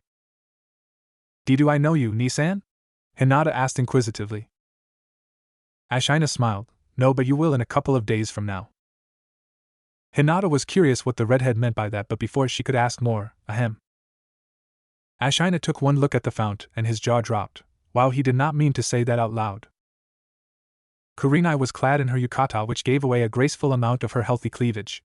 Hair tied in a bun, 2 red poppies adorning, with a hairpin. Light makeup with red lipstick gracing her puffy and pink lips which reflected her eyes gleamingly. Her cheeks were powdered moderately, but she hoped to Kami that it hid her blush well enough, which was at full throttle right now. Ashina did not look bad himself, and Kurenai was well aware of that. His long red hair was let down sliding at his shoulders, which screamed sexy for Kurenai. He wore a black iromatsuki, chest visible, opting to go without a hakama but still wore an haori. Dark red flames dawned at the bottom of the kimono. The Uzumaki family crest stood proudly on his back. Minato definitely had good taste in fashion. Ashina actually had his hand behind his head and smiled nervously with a small blush. He really did not mean to say that out loud. He remembered, before I forget, he then sealed out a bouquet of orchids which he bought from the Yamanaka flower shop on his way here. He did have to fend off a squealing Ino, but it was well worth it after seeing Kurenai's complacent and coy smile. Kurenai took a small whiff of the flowers and smiled. Thank you, Ashina-kun. They're lovely, let me just put them away and then we can leave. Ashina nodded with a smile. He then turned to Hinata, who was feeling slightly left out and awkward seeing her sensei so shy and reserved around someone. It was the exact polar opposite of her. It reminded her of herself. Goodbye, Hinata-chan. I'll bring back your sensei before midnight. Is that acceptable? Ashina said with a small smirk, practically knowing which response he was going to prompt. Hinata blushed, being put in the spotlight in such a way. She could detect no sense of malice from the man, and his chakra was comforting like her Naruto-kun's. I should stop doing that, she inferred, flustered at the referral. They made their way to the shops district. It was a weekend, so the stalls were busy. There was an assortment of different ones. But it still was not enough to cover the awkwardness the couple was feeling right now. Kurenai had her hands folded in front of her lap, avoiding any type of eye contact, with a slight red tint on her powdered cheeks. Ashina was not doing any better. He had to defuse the situation somehow. And maybe ramen? Idiot. Ashina palmed his forehead, which startled Kurenai. Ashina realized what he had done. I'm sorry, Kurenai-chan. He sighed deeply before saying, I am not being a good date, am I? Kurenai's expression changed, one of shock, and no. No. It's not your fault. It's mine. I forced you into it. I'm the one who should be apologizing. She did not know when she had grabbed his hand in the midst of it. When she finally noticed, she gasped and pulled away with a heavy blush. Ashina also blushed and looked away. Apparently, Kurenai's discordant behavior was affecting him. He was the center of female attention during the war in his timeline, especially in his later years before he became Hokage. So it was not unusual for him. But Kurenai was not just an ordinary person. She was eminent and renowned not just for her unparalleled beauty but also for her skill as a kunoichi. And most importantly, as a sensei. Granted, she still was not introduced to the role in this particular timeline yet, but she was a general badass in Ashina's opinion. He recalled his discussion with Kurama. The furball's right, I can't keep doing this to myself. I need to let go. Ashina cleared his throat with his blush clearly visible, which made Kurenai feel some sort of triumphal even though she was incredibly embarrassed how she had behaved around him. She cut him off by saying, You don't have to say it, Ashina-kun. She stopped abruptly when she felt a finger on her lips. It's okay, Kurenai-chan, I wanted to come. I never would have agreed if I didn't want to. Ashina said with a smile which made Kurenai feel that particular warmth again. Let's just relax, enjoy the night and try to have a conversation. See where it leads us? Is that okay? He spoke with a soft tone. Ashina then held out his arm for Kurenai to take, which she gladly took with a smile. Lead the way, Ashina-kun. They made way to the game stands. The stalls were bustling with shinobi and civilians alike. There was a variety of games to choose from. All the classics were available. Dart throwing, ring tossing and all the like. Kurenai walked them over to a particular one. How about this one? I'll go first. It was dart throwing. But there were blunt kunai instead of darts. Kurenai always had a slight competitiveness to her. She turned to Ashina with a sly grin. Best 2 out of 3? Ashina gave her a smirk of his own. You're on. And it was at this moment that he knew he fucked up. Kurenai was deadly accurate. She hit 9 out of 10 targets dead in the center, unwavering. It was sexy as fuck. And surprisingly difficult. The vendor was a retired shinobi, so he was using chakra to move the targets irregularly using a chakra-utilizing device. Apparently, it was brought in from the land of snow. That's... damn. Will you stop watching us? It kinda feels weird. Why should I? It's the only entertainment I get down here, Kurama stated with a snobbish tone. You have a point there, but don't be there when we know. Kurama grinned. What? You plan to consummate your relationship, kid? What? And no. How can you even say that? Ashina stated with a heavy blush. Kurama kept his shit-eating grin, so Ashina groaned. I meant when we talk or something, you perverted furball. Sure, but you better not lose this game, even if it is just for amusement. Establish dominancy antecedently, and you shall be rewarded as she will reap your seed. Okay, he covered his ears. I'm just going to pretend I didn't hear that. Ashina tuned him out after that. Think you can do better? Kurenai inferred teasingly. Ashina grinned. Oh, I know I can do better. He then proceeded to hit all 10 of the targets dead in the center, which made Kurenai all the more amped and slightly pissed. So he's not gonna back off just cause I'm his date. I'll show his sexy tanned ass why they call me the Genjutsu mistress of Konoha. It went back and forth between Ashina and Kurenai on whom got the upper hand. Kurenai using Genjutsu to conceal the targets. Ashina using his wind release to amplify his thrusts, and obviously negating the Genjutsu ineffective. It was difficult already as it was with the targets moving. The odds were stacked as 9 to 10 with Ashina having the upper hand. Last one, Ashina thought with a smirk. He propelled his wind chakra onto the kunai. Just as he was about to throw, he looked to see what Kurenai was doing and his smile immediately dropped. Oh no. Kurenai had an adorable frown with a pout. Ashina knew from his experience with the opposite gender was that it was not a good sign, and he was going to regret it if he did not resign himself. He sighed and then threw his kunai. The blunted blade missed by just a meter from the designated target. The vendor himself was rooting for Ashina. He patted his back. Tough luck, Gaki. Yeah, tough luck, the redhead thought with a depressed sigh. He suddenly felt something warm and wet against his cheek, but the sensation left as soon as he felt it. Then a soft and dainty hand grasped his cheek. I appreciate what you did, Ashina-kun, but please, never do that again, Kurenai said with an intimidating tone which put Kurama to shame. Ashina shook himself off with a small sweat. Too scared to feel any type of embarrassment because of the innocent peck on the cheek. She's even scarier than Hinata was when she got pissed off. Well, she was her sensei after all. He may be the strongest shinobi Konoha had right now, but he knew never to piss off a woman. A common occurrence, really. It's so cute, Kurenai gushed whilst holding a plushy teddy bear and hugging it. Ashina chuckled at her behavior. Women really were an enigma. They were taking a walk through Senju Park. Kurenai had her arm wrapped around Ashina's. They were enjoying the tranquil semblance until Ashina broke the silence. So tell me about yourself, Kurenai-chan. What are your hopes, your plans for the future?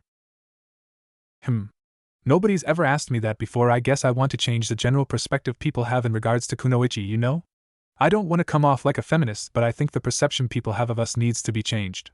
Fangirls definitely need to be annihilated, she said with a smirk which made Ashina laugh. She continued, I know it's dangerous for us, especially with the way kunoichi are treated if captured. Kami, I can't even begin to fathom it.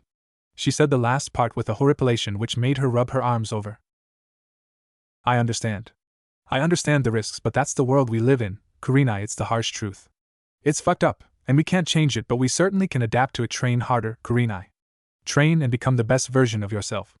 That way you can make a difference, and your words will mean something, they will matter, Ashina said with a smile which made Kurenai's heart flutter. These were all unfamiliar sentiments she was going through. She wondered why it felt so right to be in the redhead's company when she knew they had just met a few days ago. Kurenai did not know what came over her, but she suddenly leapt and kissed the redhead on the lips. It was such an unfamiliar feeling. His lips were warm and soft. They made her feel tingly and dazed all of a sudden. She wanted more. She suddenly felt surprised when strong arms wrapped around her back and a chiseled chest pressed against her own firm cleavage. Kurenai became instantly overwhelmed. Her eyes snapped open when she felt his tongue slide against her lips asking for entry. She was in such a daze that she did not realize that she had granted entry to the foreign appendage. She couldn't believe how amazing it felt to kiss someone. The combined taste, the smell. It was intoxicating. She definitely tasted ramen? Her core was apparently being affected too. Her panties felt slightly soaked. That was her wake-up call. She definitely needed to stop now. Kurenai pulled away and she saw that her arms were wrapped around the redhead's neck. She did not remember when that happened. She was panting and so was he. Lips swollen and eyes lidded. That was, my first kiss, she said in almost a whisper sheepishly. Ashina smirked. Oh, a natural, huh? Kurenai blushed and hid her face under his shoulder. They both stayed like that for a few moments, basking in the comfort of one another. Both wondering why it just felt just right, holding each other. So how do you want to proceed? With us? Ashina asked, breaking the silence. Kurenai lifted her head from his shoulder but still wouldn't look him in the eyes. I would rather we take things slow. I am not ready for people knowing about us. It's mostly due to Enko and Yugago. She sighed internally at the end and hoped to Kami that he would understand. Okay. Kurenai finally looked up and made eye contact with him with a healthy blush. Okay? Ashina chuckled and lifted her chin with his fingers. Okay. Kurenai closed her eyes as she saw Ashina moving in. As soon as they were about to make contact, Kurenai's stomach groaned. She covered her face with her hands, which made Ashina laugh. Kurenai punched his arm, which made Ashina wince but did not stop his laugh. It's not funny. Ashina wiped some stray tears from his eyes. It kinda was. As soon as he said that, his stomach grumbled, which made him frown and Kurenai giggle. Kurenai opened the door to her apartment and slid her back, closing the door. The clock read a minute from midnight. She rubbed her shoulders. I forgot to give him back his haori. Ashina had given it to her during their walk when she felt a bit cold. Thinking of the redhead made her smile and hug the thin jacket close. He definitely smelled good. It smelled like it was a blend of sandalwood with a bit of musk. Today was perfect. Honestly, it had worked out a lot better than she had hoped. It was the complete opposite of what she thought it would be. She left the haori at one of the chairs from the kitchen table. Hinata probably stayed the night. She would be asleep by now, she concluded, by the washed dishes next to the sink. She made her way to the living room and turned on the lights, hoping to eat some ice cream. She gasped in horror at the sight which greeted her. Enko and Yugago both had their arms crossed and were levying Kurenai with a dead stare. Well, mostly Yugago, because Enko was too busy grinning. Fuck. It was a humid day. The leaves were bristling with the current. They were giving an arid titillation in the evening. The courtyard of the Uzumaki compound was currently occupying sounds of fists battering and colliding with each other. Naruto was dressed in a training outfit, a black combat t-shirt with the red Uzumaki whirlpool insignia on the back and black slacks with ninja sandals. Ashina was dressed in a similar fashion. It had been more than a week or so since Ashina had started training Naruto in the arts of being a methodical but unorthodox shinobi. Combined with his Uzumaki prowess and chakra reserves, if he were to accomplish his intended target of given objectives, he could very well beat the Uchiha in the plural, in terms of being a ninja in general, which was not an easy feat, and Naruto would not be Naruto if he didn't train. The Uzumaki were generally not known for their taijutsu as the Hyuga were. On the other hand, their prowess in kenjutsu combined with suiton was widely renowned. They were more traditional than most major clans, more in line with the senju in terms of their thinking, conduct, and lifestyle. Even their apparel was battle armor. Given their relationship to the founder clan, it was a given maybe. Naruto wiped the sweat from his brow for the umpteenth time. His breathing was becoming more and more ragged. They had been going at it for more than a few hours. And he was really getting annoyed now. His Nichan was wearing him out. He told him to go on the offensive, and he would only defend without any retaliation for the past few times. But he did not look affected in the slightest. His only indication was a cocky smirk which only seemed to annoy the blonde further. "What's wrong, Naruto-kun?" Ever since they started on their training, Ashina had him do the norm for chakra exercises. Gave him books to study on shinobi tactics, of course not by himself, but by supervising him, making sure he didn't slack off. Gave him paper to practice his kanji writing for Fuinjutsu, which was in all honesty shit, but the redhead knew that it wasn't his fault due to his circumstances growing up. He also knew practice made perfect. Seals came easy, but that did not mean that his writing was the same. He needed practice before he could start building seals by himself because the wrong kanji could be detrimental. Tree climbing and water walking were helping him with his chakra control. Also, Ashina drew a seal on his back which acted as a supplementary chakra system in addition to his own, mitigating the large reserves inside his body. It helped him control and filter the chakra, but due to his reserves being abnormally large, he still needed to do the exercises. But chakra control was doable for him now. As a result, he could learn basic jutsu like the Shunshin and the clone technique if he wanted to now.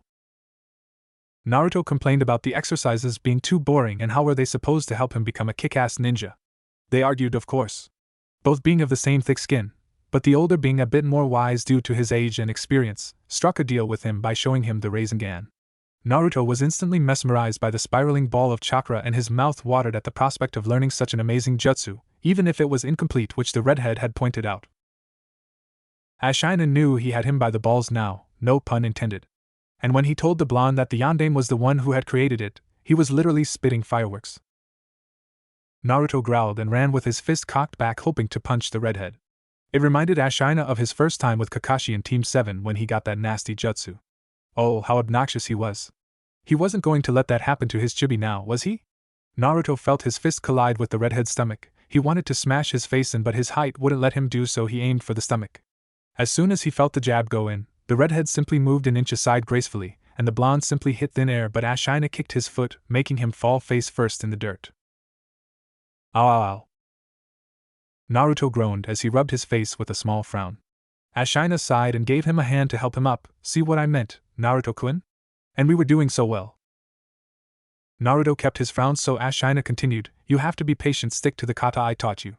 Remain calm even if it feels like you're about to lose. It'll pay off. Trust me. Ashina taught him the first 3 kata of Kakuren Taijutsu combining with the Goken. Kakuren Taijutsu basically involves being able to rapidly and relentlessly bombard the target, with precision, at various angles and locations. Being nimble and fast. The style is comprised mostly of sheer unpredictable movements, acrobatics which can easily catch opponents off guard, but combining that with the Goken, it'll pack a punch and break bones. One of Kyumo's signature taijutsu.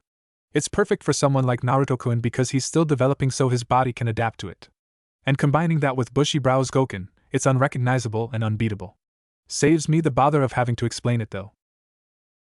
The redhead was not worried about using a taijutsu style which was notable as primarily being one of the other villages like Kyumo. Almost every village had taijutsu specialists which were known to be omniscient in every modus operandi of taijutsu, so it wasn't a problem that he could garner unwanted attention because of that. A prime example being Konoha's very own handsome green beast. Kit. What? We still have to deal with my counterpart. Do we have a plan to? At least until he's on his feet, and he can take care of himself. Maybe we can work on it then, why no? It's too bothersome right now and he's still recovering. Kurama grinned at its host from its imposing paws, going soft on me, Kit? Don't think I haven't noticed it ever since we came here. You do remember, don't you? I still reminisce about it from time to time. You were bloodthirsty and ruthless. You weren't unnerved in the slightest when taking a life. I did appreciate it, but even I was surprised what you did to that wooden fuck, plucking his precious Sharingan in front of him and crushing it under your boot. You know what he did? He got what he deserved, Ashina said in a low tone, with his fingernails digging into his biceps, drawing blood, his arms crossed.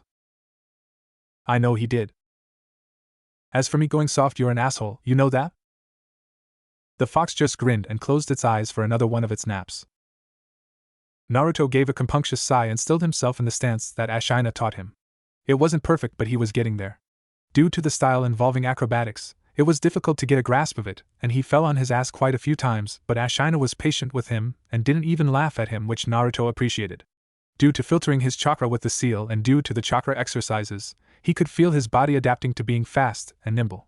Fast movements and somersaults in the air were a difficult thing to achieve for an average Joe, but ninja were capable of accomplishing that feat easily with chakra. He understood what his Nichan meant by the exercises being important to him. Some of them, at least. As far as adaptation went, the redhead even forbade him from eating ramen more than once a day. It was blasphemy. But he told him that it was important for him to gain proper nutrients for his body to grow. You don't want to keep being a chibi now, do you? Is what his Nichan said. It popped a nerve on his forehead. Of course he doesn't want to keep being a midget. So he relented and hoped to Kami that the ramen deity would forgive him for his sins. But it helped that the redhead told the blonde that he would refrain from eating ramen as well, as much as it hurt him to do so. Talk about loyalty. Naruto moved forward with a handspring, barely keeping his balance, and moved to hit the redhead with a turn kick. Ashina deliberately blocked it but applauded his chibi's efforts with a nod. The blonde then moved with a basic cartwheel and thrust his fist reminiscent of the Goken. Ashina again blocked deliberately, but this time he felt the knack of the punch on his wrist. Fuck should have dodged it this time. He could already feel Kurama's chakra seeping in to heal the damage to his arm. Naruto moved backwards and again took his stance. Ashina spun his arm and Naruto could hear the joint pop, which made him clench his teeth a little. Ashina grinned at his chibi. Not bad, Naruto-kun, that one actually hurt, you know? Naruto beamed at being praised even if it was of minor significance. Keep at it, and I think that you can beat the Uchiha in your class. Really? I can beat that stuck-up bastard? Asked Naruto with his fists pumped for emphasis, but frowned when the redhead held up his hand. I didn't say you could beat him at your current level. Even though he very well could, but that would cause some nasty repercussions. You need to train more if you want to beat Sasuke. I'm not gonna let you slack off if that's what you think. What? You thought just because you managed to get a hit on me, I'm going to let you? The redhead stated with a cold tone at the end. Naruto was instantly on his feet in a posture reminiscent of the soldiers he commanded in the war, with a trail of sweat running down his forehead. It was sort of hilarious, but the redhead knew that he needed to intimidate the blonde to a certain amount of degree if he was going to make him do things he didn't want to. Not like screaming pink banshees, but he could make do if he did say so himself. And speaking of girls, Naruto-kun, you know team placements are in a month. Excited about having someone on your team? Sakura-chan, Naruto said with literal hearts in his eyes. The redhead's sweat dropped and sighed. Why did I even hope? He had been doing a lot of sighing lately. It was one of Kakashi's most annoying habits, and he was picking up on them. And he did not want to seem like a hypocrite, but he really wanted to kick himself in the balls right now. Let me ask you a question, Naruto-kun? Why do you like Sakura-san so much? What's so special about her that makes her different from the rest of the girls? Naruto scratched his head as he sat down cross-legged next to the redhead. Well, she's pretty, you know. Well, what about her thoughts, her feelings towards you? What do you mean, Nichan? Asked Naruto with his head tilted to the side with a confused expression. Ashina sat down next to the blonde with his hands in front of his knees. What I mean is, does she feel the same way about you? Naruto frowned and stared at the ground with a sad expression. No, she's always after that stuck-up bastard who doesn't even give two shits about her. Ashina knew what the reason was, but he still needed to ask, then why even bother with her? Naruto turned his face away so Ashina couldn't see it. Because she's the only one who gave me attention, everyone else mostly just ignored me, he said with a small frown. Naruto-kun, look at me. The blonde looked to see the redhead smiling at him. It's not going to be like that anymore. The blonde reciprocated his smile with a bright one of his own. The redhead patted the blonde's back, Just promise me to keep an open mind. Girls are a tricky subject. And I don't want you to bind yourself to someone. There are other girls too, you know? Naruto had a contemplating expression on his face. Ashina winked at him. Who knows? Maybe someone else likes you too? And you were too busy chasing after Sakura-san to notice it? Naruto frowned at that prospect. He couldn't argue with that logic considering the younger generation didn't know about his circumstances, so it couldn't be that aside from a few. He was always loud in class because he felt like he had to prove something to someone. Anyone. He wanted to be recognized as a person. To exist. Thinking about himself now and spending time with his Nichan the past couple of days had allowed the blonde to reflect upon certain aspects of his life. He wasn't alone anymore. He had his Nichan. He never paid any attention to himself, and how his behavior affected those around him. Maybe the problem was himself? He never was one to care about what other people thought of him. There was only one person he could ask for advice from. What do you think I should do, Nichan? HM? About girls? Hey, I'm no player but. He wasn't able to finish as the blonde cut him off by saying, No. I mean as in how do you think I should go on with my life, you know? Like how can I make myself better? Now Ashina had expected a lot of things from his chibi, but self-reflection, never. Goes to say how stunted his actual intellect was when he was younger. He smiled inwardly. Maybe my influence is doing more good for his growth than I thought it would. I mean, should I change the way I think? Should I change the way I talk? I know I say databeo a lot. But you say that too. He pointed an accusatory finger at the redhead.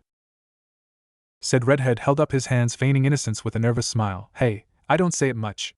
I used to a lot, but I kinda controlled it over the years. I used to do it a lot too when I was your age. Maybe it's an Uzumaki thing, you know? You did it again. Naruto grinned with his eyes closed, rocking back and forth slightly. Huh. Maybe I did, Ashina said with a cheeky grin of his own. As for you changing yourself, he put a hand on his head and ruffled his hair. There's nothing wrong with you. Just be yourself. Although I did tell you that I would work on your mannerisms and all that stuff. You do want to be able to attend meetings when you become Hokage, right? The blonde nodded his head. The redhead did hope that his chibi would grow out of his crush. Self-reflection and introspection could help him with that. And besides, he knew what the reason for the crush was. It was just a foolish rivalry that Ashina grew out of a long time ago. And he didn't want to rehash his buried repression about the Uchiha any further, so he shook himself off of those feelings. He trusted the blonde would be able to by himself. And besides, he had his mind made up in regards to his old teammate. And not to be a buzzkill, but that much orange does tend to stick out. What? No, please, Nichan. Not my jumpsuit. Please. I'm not telling you to throw it away, Naruto-kun. But ninja need to be furtive, not stick out like a sore thumb. The blonde groaned. Ashina sighed. Just do me a favor? The next you wear your jumpsuit, let the sleeves fall and keep it open from the front zipper. At least it looks cooler that way. The blonde gave a small hum and relented with a quick nod. Good. For now, at least until I can get someone on him. To change his mind, of course. Cheeky. The statement from his intimidating and furry friend made him grin. He turned his attention to the blonde and gave a small smile. Then stood in front of the field next to the whirlpool insignia that was drawn on it. Now that that's dealt with, come on back in your stance, he ushered to his annoyed counterpart. The blonde groaned. Hi. How about once we're done here we can go for some ramen over at Ichiraka's? I haven't gone there in a long time. The blonde gave a shout of excitement at the prospect of getting some ramen from his favorite place. He was tired of resorting to cup ramen, especially because there were no limited edition ones. What can he say? Simple things brought him joy. Kurenai had her arms crossed while sitting at the table with a frown which in no way contrasted her perdurable beauty. She was in her usual attire, which consisted of a red mesh blouse with the right sleeve visible. Light makeup consisting of red lipstick on her plump lips which matched and complemented her eyes, with purple eyeshadow. Bandages with a pattern on it similar to thorns wrapped around, hiding her voluptuous figure. Her hands and lubricious upper thighs also wrapped in bandages. The Konoha protector donning her temple and her silky ebony hair untamed reaching her upper back. She had been training vigorously after her release from the hospital, so she hadn't seen her boyfriend since their date. Thinking of the redhead and their date made her smile and sigh dreamily, which did not go unnoticed by her sister figures Anko and Yugogo. The ebony-haired beauty never dated anyone before because she felt that relationships were non-productive, quite frankly. And with her taking on an official squad this time, her schedule was even more drastic. But something changed her mind. She had been skeptical about it but was willing to take a chance. Her first thought went out to her academy classmate Asuma. She had a small thing for the bearded shinobi when they were younger, and it was reciprocated. But then he left to become one of the 12 guardians. She had planned to ask him out when he returned, which was soon, but circumstances changed obviously. Her friends and fellow shinobi had told her their dating experiences, specifically first dates, which she kept in mind loosely because those she was concerned with. And most of the opinions were that it was nothing special. That there was no connection. At least not at first. But Kurenai felt the polar opposite. The redhead had been an absolute gentleman to her. Treated her with the utmost adoration. He did steal glances at her during the whole date, which made her squeal inwardly at the time, but they weren't anything perverted, mind you. Even if she was a shinobi, that profoundly did not mean that wasn't prone to masculine charms, even if they were unintentional. She was a woman after all. Their date had been amazing. They talked about the future, under the stars. They discussed what it meant to be together. About their relationship. She didn't feel like she had to pretend in front of the redhead. His simple actions made her laugh. His cheeky grin with his eyes closed made her heart flutter. She really didn't want this to be kept secret from her sister figures.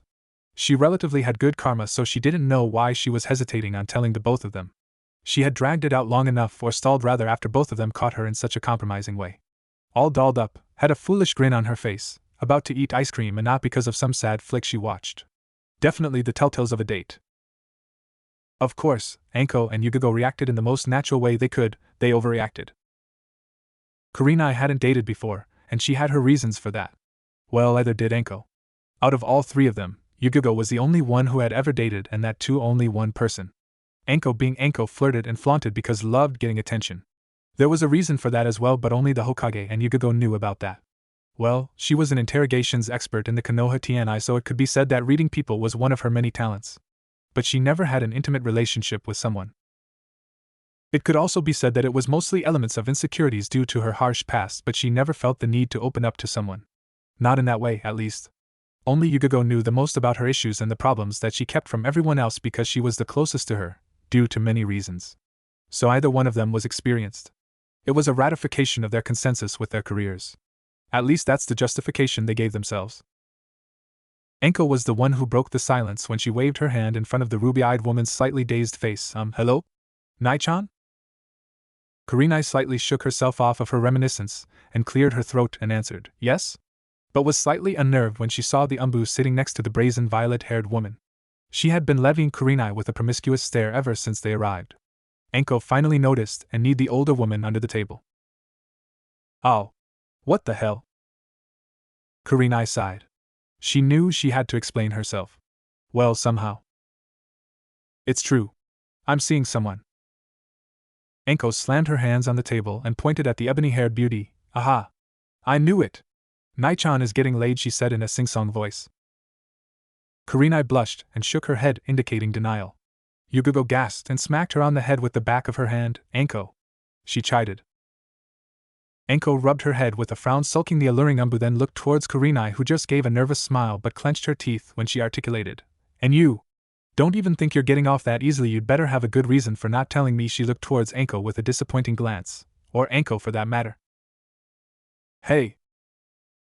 I know, and I'm sorry, I just didn't know how. And it all just happened so fast. We met at the hospital, I asked him out, we went out in the next couple of days, she continued, rambling. Yugigo went from her side of the table and sat next to the ruby-eyed woman. I believe you, but why didn't you tell us that night? We were waiting for hours. Hinata-chan was getting tired, so I told her to spend the night. Imagine my surprise when she told me that her sensei was out on a fucking date. Kurenai blushed and looked down at her lap, embarrassed at believing in such trivial things. It was part of the reason, she told herself. I didn't want to jinx it, she said in a small tone. For fuck's sake.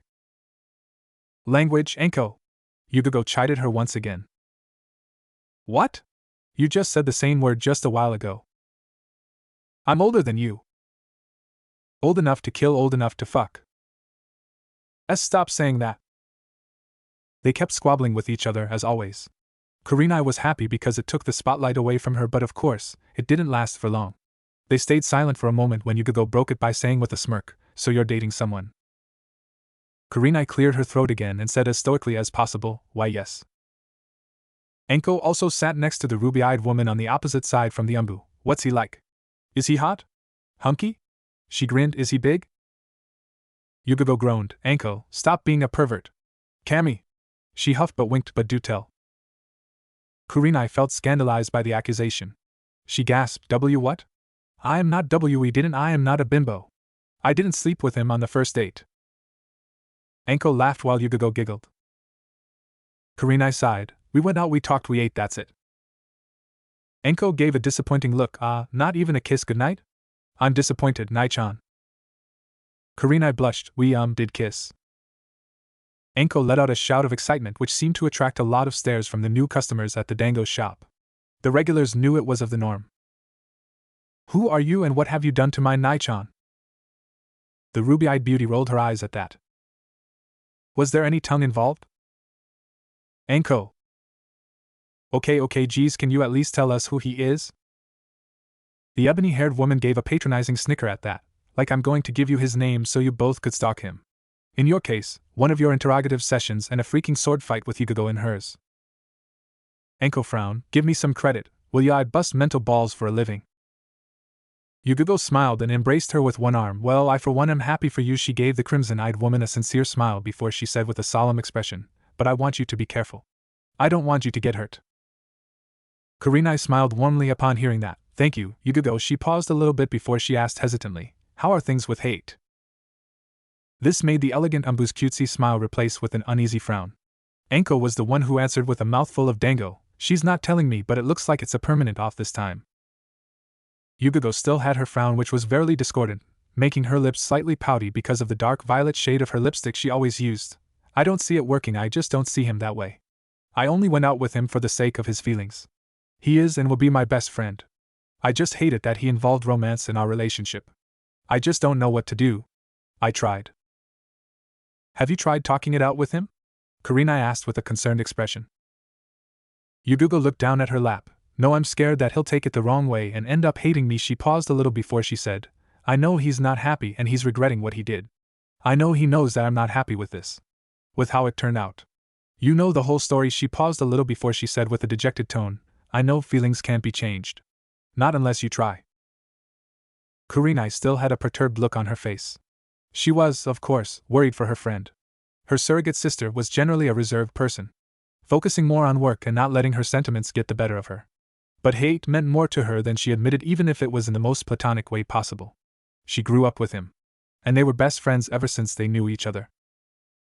Kurenai knew hate as well, as he was her colleague as a ninja, and was also one of her classmates. He had a calm and gentle personality. But at the same time, he was also stubborn, as she was told by her Umbu's sister when she seldom needed to vent.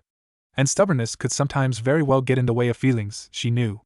So she couldn't help but worry for her friend and surrogate sister. He was also rather well known as a Tokubetsu Jonin for his skill in kenjutsu. Hate was the one who developed the dance of the crescent moon along with Yugogo, the A-rank kenjutsu technique that both of them used. Didn't Ashina-kun mention he was also skilled in kenjutsu? At least that's what he said when I asked him about some of the scars he had. Maybe the two could spar sometime. Yugogo even. She does love it when she can test her skills against someone. And speaking of introducing him to her, she remembered something the redhead had asked her to do. The introduction due to Uzumaki-kun. He asked me to introduce her to him. How am I going to go through with this? She had to approach her sister somehow in regards to this. And someday she will. Just not now and not today. Perhaps she could discuss this with the redhead himself? He did respect the non-exclusive part of their budding relationship that was insisted on her part. Speaking of the redhead and his scars, the crimson-eyed beauty noticed that he was rather withdrawn when she asked him about them. He changed the subject before she could ask him more. Specifically, the rather daunting one on his left shoulder. She summarized that it was one from a right unreleased due to the contracture and scarred nature of the affected area.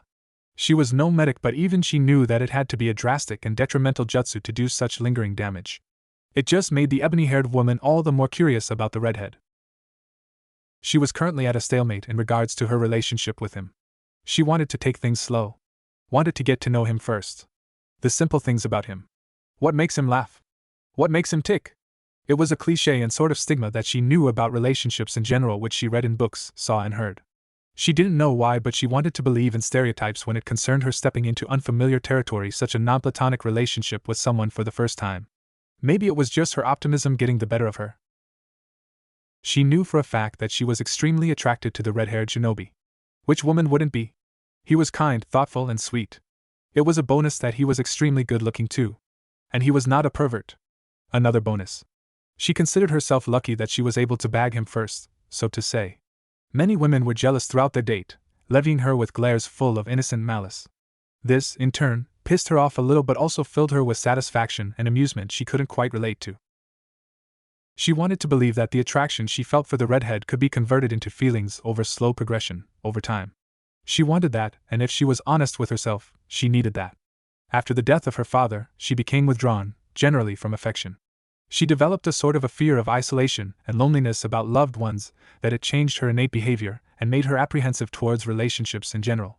Not that she considered this in her adulthood. She had grown out of it through the help of her friends, colleagues, and her surrogate sisters the most. But a slight trace of it had always been there in the back of her mind. She shook herself off of those thoughts and turned her attention to the violet-haired women on either side of her. One who had her mouth full of dango and gave occasional meals of satisfaction when she took bites of the sweetened and glazed treat. Lock Anko and a bucket full of dango in a room. She mused with a snicker. Meanwhile, on the other hand, the alluring Umbu had a contemplative expression on her graceful features. She called out to her. Yugago? HM? Would you like to order something? Oh yeah, sure, she said, slightly downcast. Kurenai frowned inwardly. I shouldn't have brought him up. She signaled the waiter to bring a bottle of shoshu, a stronger variant of sake, and one of her favorite drinks, along with 3 cups. The Umbu gave her a small smile, slightly downcast but with a discerning nod showing that she understood what she wanted to do. It was almost nightfall when the women were done with their meet-up for drinks. Enko had an appointment in Tianai and Yugago had her Umbu duties, which left the ruby-eyed beauty. Kurenai had her cheeks flushed with a reddish hue. She knew how to hold her liquor, but she was no legendary Sannin. And when you're drinking with a brazen woman like Enko, 2 or 3 bottles went nowhere. And besides, she had the evening off. Actually, she had a whole of 2 months, which was somewhat odd considering the notice just went out the day they were supposed to officially handle team assignments. Even though she had been injured and was under recovery, she could handle a genin squad. But she wasn't one to take things for granted. Her reflexes felt slightly delayed, which made her curse. She really shouldn't have drunk so much. Her apartment was just at the end of the street she was on. She was about to turn the corner when her senses kicked in, and she threw a kunai on the slightly darkened part of the abandoned street. Her sensor abilities were slightly muddled as she wasn't able to congregate chakra properly due to the large quantity of alcohol she had taken, so she couldn't tell if it was a fellow Konoha shinobi. Judging by the figure, broad shoulders, azure eyes and shoulder-length hair, crimson-colored, is it? Wait, crimson hair and azure eyes? Ashina-kun? The shinobi in question just gave a sheepish smile with his signature squint when he emerged in front of her. Don't scare me like that. The redhead kept his apologetic visage. Sorry, Kurenai-chan. Also, I apologize, but I'm a shadow clone. I'm just bringing a message for you from the boss. He wants to meet you tomorrow at the Uzumaki compound. Bring Hinata-san with you, he asked. The clone concluded with a rather humble tone, which wasn't unlike the redhead, but wasn't exactly like him either. He was probably doing that on purpose, she mused. Kurenai was slightly disappointed that the redhead wasn't present himself, but she knew he had his responsibilities, like taking care of one of the major clans of Konoha as its sole representative. Especially an emerging one. He also said that he had to train Uzumaki-kun, so she understood but was slightly confused about why he asked for Hinata. I see. Did he mention why he asked for Hinata? He didn't say. But he did mention that it was something about training? Okay, is there anything else? The clone had an amusing expression with a hum. He then gave an impish smile to the ruby-eyed beauty. Actually, there is one thing. He leaned forward and pressed his lips against her already flushed cheeks. Kurenai, of course, knew the hows and whys of the Kage Bunshin Jutsu and its advantages. Especially in intercourse, if that could be made into a thing. Enko wasn't one to leave any details out, now was she? Normal shinobi didn't have the chakra for it, but relevantly, the Uzumaki were generally known for their vitality and chakra. She shook herself off of those feelings unless she wanted to give herself a nosebleed in front of her boyfriend's clone. Don't forget about the clone having sent its memories back to the user. Wait, why was she having wanton thoughts anyway? She really did have too much to drink. Kurenai blushed and looked downwards with a complacent smile. Thank you, Clone-kun. The clone gave a small wave and dispelled itself. Kurenai went on towards her apartment building with an inward smile. Better get started on dinner. The Konoha cemetery generally had a peaceful semblance. People came and went. Lives lost and buried. Loved ones, comrades, best friends, lovers. Even enemies. It was a state of sympathy for people when they buried the respective ones who were close to them.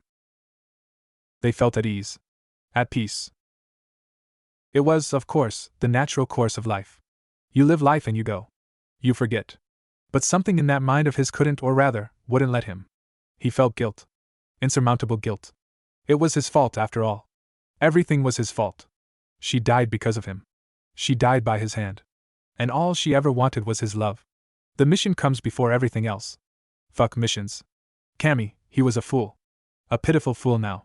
And when she thought she couldn't have his love, she had no purpose anymore except the protection of the village. So she died by his hand. He killed her. How could she do this to him? No, it was his fault.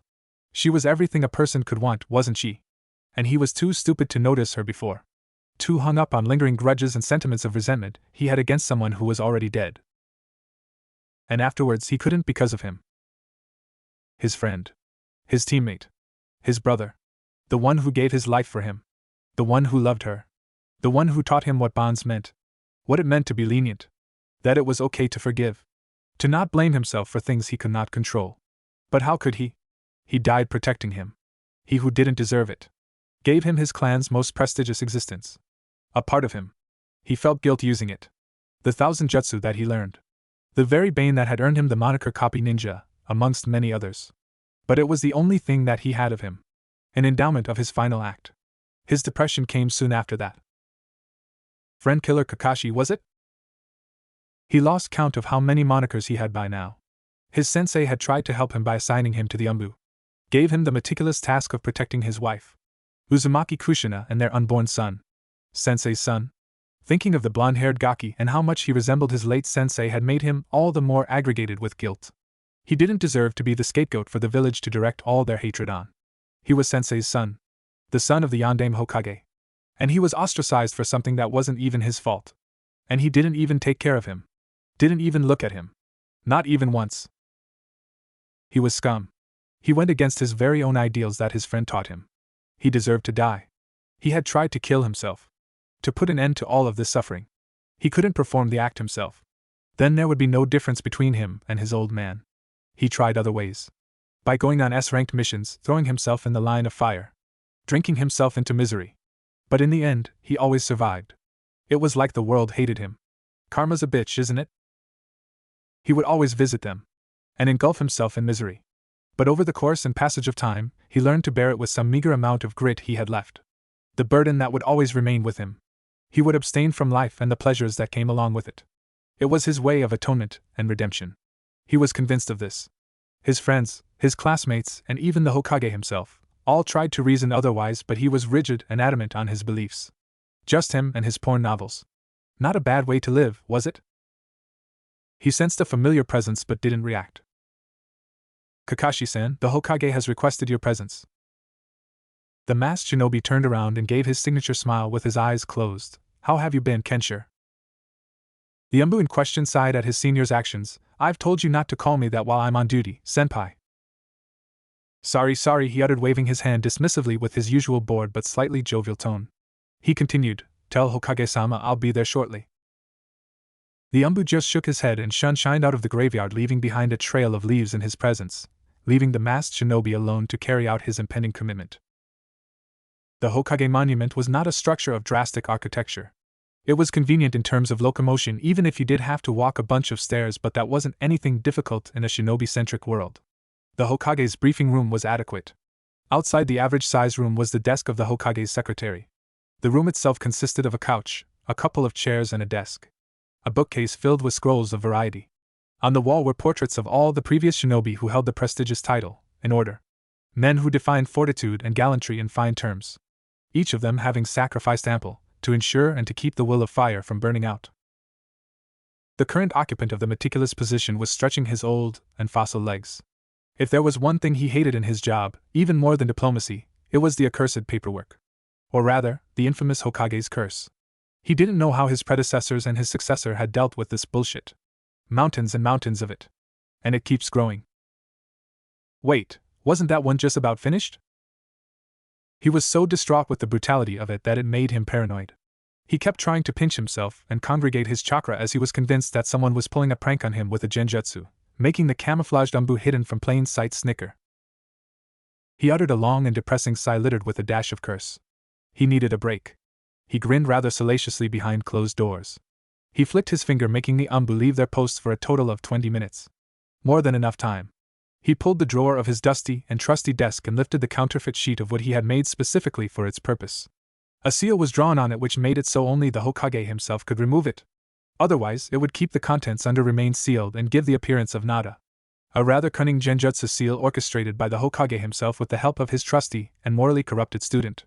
Under the sheet were the contents almost every man and woman in the whole of the shinobi continents would kill for, both for different reasons. As soon as the old Hokage lifted the sheet, he was mesmerized with a golden light. Or was it just him and his paranoia? Lo and behold, he was greeted with Ika Ika Tactics, Mission Impossible. The third installment in the illustrious and influential novel. He had received an early copy of it from the author that was his student. One of the main accomplishments, he was most proud of the man. He rubbed the front of the hardback edition of the book with affection. He couldn't find the time before to read it, and had to grit and bear through the temptation of reading it during his work hours. Of course, it was better than domestic problems such as a toilet clog or a damn cat gone astray. D-ranks really were getting the slime of humanity as far as missions were concerned. Another problem to fix and discuss with the council. He was just to turn the first page after the introduction when he sighed, always turning up on the worst moment, aren't we, Kakashi-kun? The masked shinobi was leaning on the window in a scooched position reading the very same novel the esteemed Hokage had in his hands. Sorry, the familiar quirk, all the very present. Without taking his eyes off of the significant novel, he continued, I see you've gotten your hands on the masterpiece too, definitely the best one so far in my opinion. The Hokage was flabbergasted upon hearing it. What, you received an early copy too? Upon the nod of his masked shinobi, he continued with a scorn, Jiraiya-kun was very adamant about keeping it secret. What can I say? Jiraiya-sama values my opinion. I have been reading his work ever since it was first published, and am proud to be one of his most ardent fans. Don't have to flex on me, Kakashi-kun. I am the Hokage after all. The old Hokage said with a smile that promised torment. The one-eyed shinobi just gave him one of his eye smiles. He did make him pull out the Hokage card after all. Anyway, enough fooling around, I called you here because I wanted to tell you something. The silvered-haired shinobi remained quiet, allowing the Hokage to continue. I had to transfer Naruto-kun to another team due to certain vindications. Hokage-sama, he started but couldn't finish when the seasoned Hokage held up his hand. Let me finish, Kakashi-kun. I know you wanted to have him on your team because you thought you felt the need to fulfill an obligation to your late sensei. Having said that, I know you also feel the need to fulfill an obligation to your late teammate by having the last Uchiha on your team. It has been considered after long and careful deliberation. Both of them deserve unequaled observation and attentiveness both in their own regards.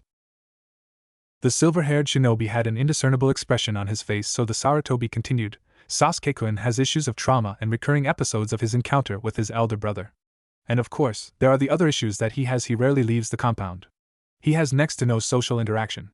And quite frankly, I don't know how much the extent of his loyalty lies with Konoha, seeing as hatred for his brother grows by each passing day. That is, of course, concerning, but just a thought for now, and hope that it remains that way. At the very least, I would want someone I trust to handle it. Also, seeing as he is the last Uchiha and possesses the infamous Kekkai Genkai, the council will most likely influence you into mentoring Sasuke-kun, but that isn't to say that it's peremptory. I have final say on it.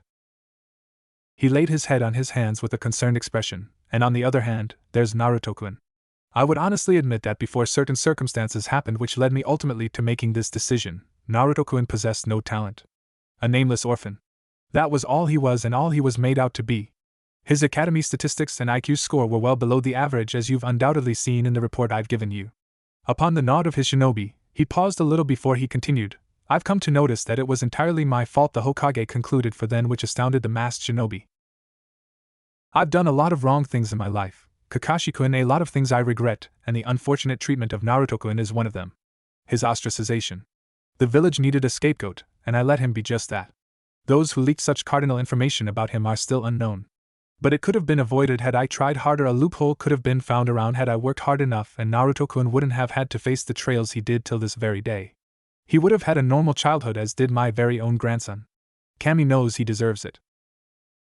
The Sharingan user knew that it wasn't easy for the Hokage to admit that much to him and characterize himself as sentimental in front of him, mainly due to his esteemed position, but he understood that didn't matter right now.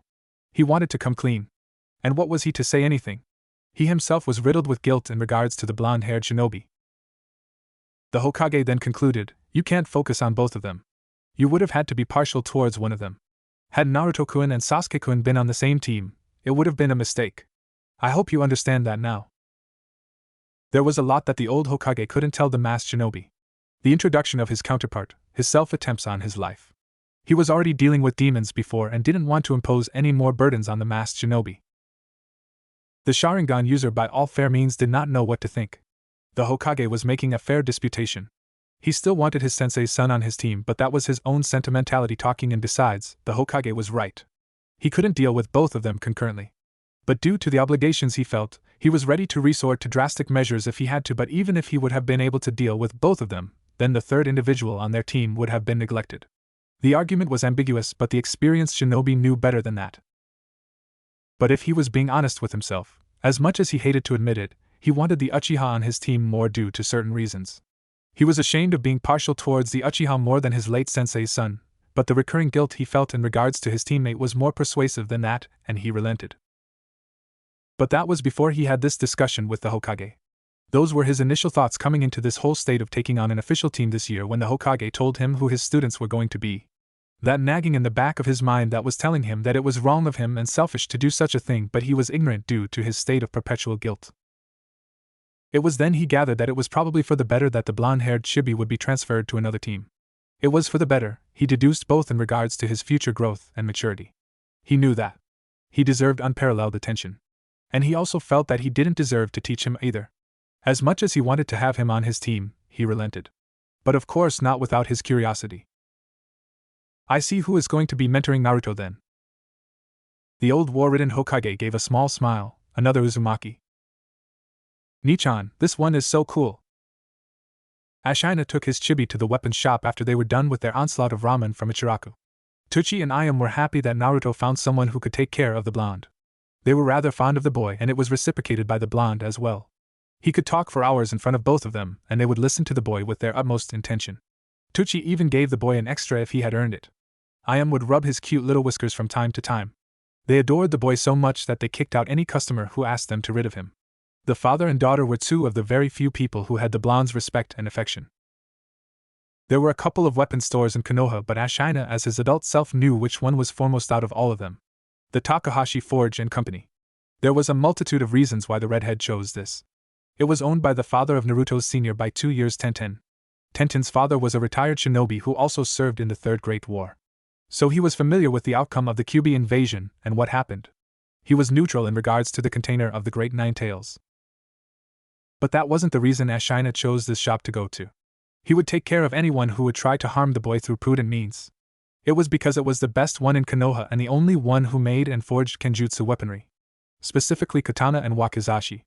Granted, it wasn't in use as it once was during the time of the first and second Hokage, but they still made them on demand. The art was not forgotten. The compound was also in need of training equipment, as well as basic weapons like shuriken, kunai. They needed to stock up, and that required a rather large sum of money. But the redhead had no problems as far as finance was concerned. His parents had left him quite a large sum of money after their passing, and it was up to Hiruzen to give to the blonde once he reached the rank of Chunin, or he turned 18. During Ashina's timeline, the Sandaime had passed away and could not give the blonde-turned-redhead his inheritance, and it was buried away. Ashina had found out about his forgotten birthright in a journal Kushina wrote during her pregnancy. And even if that was a concern, he was getting a steady income from his contribution to the village through the council he made upon the conciliation and inclusion of the Uzumaki clan into Konoha's official ranks. Minato and Kushina had never made it official. Why they didn't? It's unspecified. And besides, Ashina knew he needed all the political supremacy he could gather in order for his plan to succeed in regards to Hinata. It was just a matter of time. Naruto was looking over a katana. It was an intricate one and the forgery was exquisite. It was single-edged and seemed about 60 centimeters in length with the moderate curve ever so present. The hilt was covered with a ribbon of black clothing with the kanji for fear etched into the blade collar. It was almost as if the cloth was woven on the hilt itself. It felt like it was able to accommodate both hands. Before the blonde could touch the blade, a rather gruff voice called out, "That one's not for sale, shorty." The blonde visibly fumed, but he was held by his Nichan's vice-like grip on his shoulder, which made the blonde cringe a little and the gruff man snicker. The redhead made his introduction. "Sorry, Takahashi-san, I'm Ashina Uzumaki. And this shorty here is Uzumaki Naruto. The gruff brown-haired man held out his hand for the redhead to shake, to which he did with a firm grip. And Uzumaki, huh? It's been a while since I've met one of you. Although the red hair should have been a dead giveaway, he stated with a grin. I was out on a long-term mission and came back recently. I see I fought with a few of you in the Third War. Tell you what, after the battle was won I felt lucky we were on the same sides. You people are tough bastards to kill. It's a crying shame that Yuzushiogakure is no more. Kami knows we still need them. The brown-haired man said with a chuckle and a moment of silence before he continued, and Fuinjutsu, unlike anything I've ever seen, my daughter is also a user and can hold herself well, but she ain't got nothing against the likes I saw back in the war. The redhead chuckled. Thanks for the compliment, Takahashi-san. And yes, they can get a bit complicated. Naruto here is a level 1 right now. He patted his chibi's back roughly, which made him snarl a bit. He loved teasing him. Oh? I should introduce him to my daughter. If Shorty here graduated from this batch, then Tenten would probably be a year his senior, maybe? Or was it 2? He shrugged inadvertently. He then yelled out his daughter's name, Tenten. A loud and angry yell of coming was reciprocated at the man's words. And not more than a few seconds later, a petite girl with brown eyes and hair the same as her father appeared. She was wearing a pink sleeveless chipao-style blouse, with red sleeve trimmings and yellow fastening buttons, with dark green pants at the bottom. A pouch strapped to her thigh. Her brown hair was styled in 2 Chinese-styled buns. Her hair combined with her choice of clothing kind of made her look like a panda, in Naruto's opinion. The same forehead protector donning her forehead as the blonde-haired ninja. The girl seemed like she was staggering a little, with a sweat trailed down her cheek, and was out of breath. She growled a little. I just came back from training, Tusan. This better be important. Her father held up his hands in an amused way, used to his daughter's actions. Easy there, Tenchan, I wanted to introduce to someone from the academy. He's also into sealing and I thought you two would get along, he said with a grin while slapping the blonde's back next to him, making him huff and growl. The girl looked towards the customers or guests her father had. A tall and gorgeous redhead with a perfect jawline and cheekbones was standing, with eyes as blue as the ocean, who waved at her with a smile when she saw him. She waved back with a small blush present on her cheeks. She wasn't one to fantasize or harbor any crushes like the bandwagon, but it didn't hurt to admire now, did it? Next to the handsome man was a kid younger than her with almost the same azure eyes as the redhead. He had a bit of baby fat on his face, but he was cute with those whiskers like birthmarks. She made her way in front of them and gave a small bow with her introduction. The redhead gave his name with a small nod. The blonde shinobi, on the other hand, was quick to respond with, Uzumaki Naruto. Pleased to meet you, he stated whilst pointing to himself in his usual grin and energetic self. She responded with a small grin and a wave, hey. While Tenten and Naruto acquainted themselves with each other, the redhead asked the gruff man, you have no problems with Naruto-kun being friends with your daughter? The man gave a small wave dismissively and went behind the counter of the store. So how can I help you, Ashina-san? The redhead pulled out a scroll and unsealed the contents on the counter table. It was a tattered cloth with something inside. When the contents were revealed, the man's jaw dropped. Where in the fucking hell did you get your hands on this? The redhead just gave a grin in response. The contents contained something which was very rare. It was chakra metal. One of the few things the redhead brought with himself from his timeline. Chakra metal could only be made from ores found in remote mountains in Iwagakure or Kumogakure. It was scarce and very rare. It also had certain distinguished properties which made it different from regular steel. Mainly because it could accommodate chakra, which was very beneficial for a shinobi. Especially for a wind user like Ashina. Or even Raitun, if he needed to. I had something like this in mind. He pulled out a piece of paper which had a crude drawing of a katana with the dimensions given next to the variants, and also the preferences mentioned. It looked like it was based on a traditional design. The hamon was particularly challenging, the sword maker mused. Katana hamon was the part of the sword referred to as the blade pattern. The effect produced by the hardening process. It was very challenging and difficult to make, and especially if the customer had a preference rather than the norm. The process could be repeated up to 5 times if it's not according to the person's liking because of the steel's limitation. The steel was already accounted for, which the redhead had provided. The bohai was a straight groove that was mainly utilized to lighten the blade and allowed more speed to the wielder. That was also mentioned in the preferences. The tip was not the traditional kasaki but one of the variants. The length was thankfully standard and was based on the metal provided, which made the sword maker give out a sigh of relief. The handle was standard metal, but due to accommodating chakra, it was required to also make that with chakra metal for the chakra to flow fluidly. The blade collar was made to have the whirlpool insignia on both sides etched in. The handle, the redhead wanted to be wrapped with a red cloth, making the scabbard also red. The scabbard itself was made to have whirlpool insignias on it. The redhead was quite keen on that because of reasons. He wanted his clan to prosper and people to know about the Uzumaki clan and the sacrifices it made for the village. He was angered and saddened at the fact that the village did not remember the contributions the clan made for it, and the deeds the members of the clan undertook. The burdens. Dolorously and latterly, being the Jinchuriki of the Kyubi no Yoko, the great nine-tailed fox. Although the censure was made in very distinguished circumstances in Ashina and Naruto's case. Naruto and Ashina's mother Kushina was made to carry such a burden and Uzumaki Mito before her. Whatever the circumstances, whether it was the clan's vitality or their unique chakra, it was their people affected. It couldn't be blamed that they were obligated to do so. They were not a part of the village even if they had good relations with it. They were not even a part of the official ranks before the redhead's efforts. But that was a discussion for another time. He shook himself back to the sword maker, who stated with a sigh, "This ain't easy what you're asking, Ashina-san, especially the chakra constructs in the handle because of its mechanical nature. I assume you'll handle it yourself with a binary seal?" "Never said it was, and yes," the redhead stated with a smile.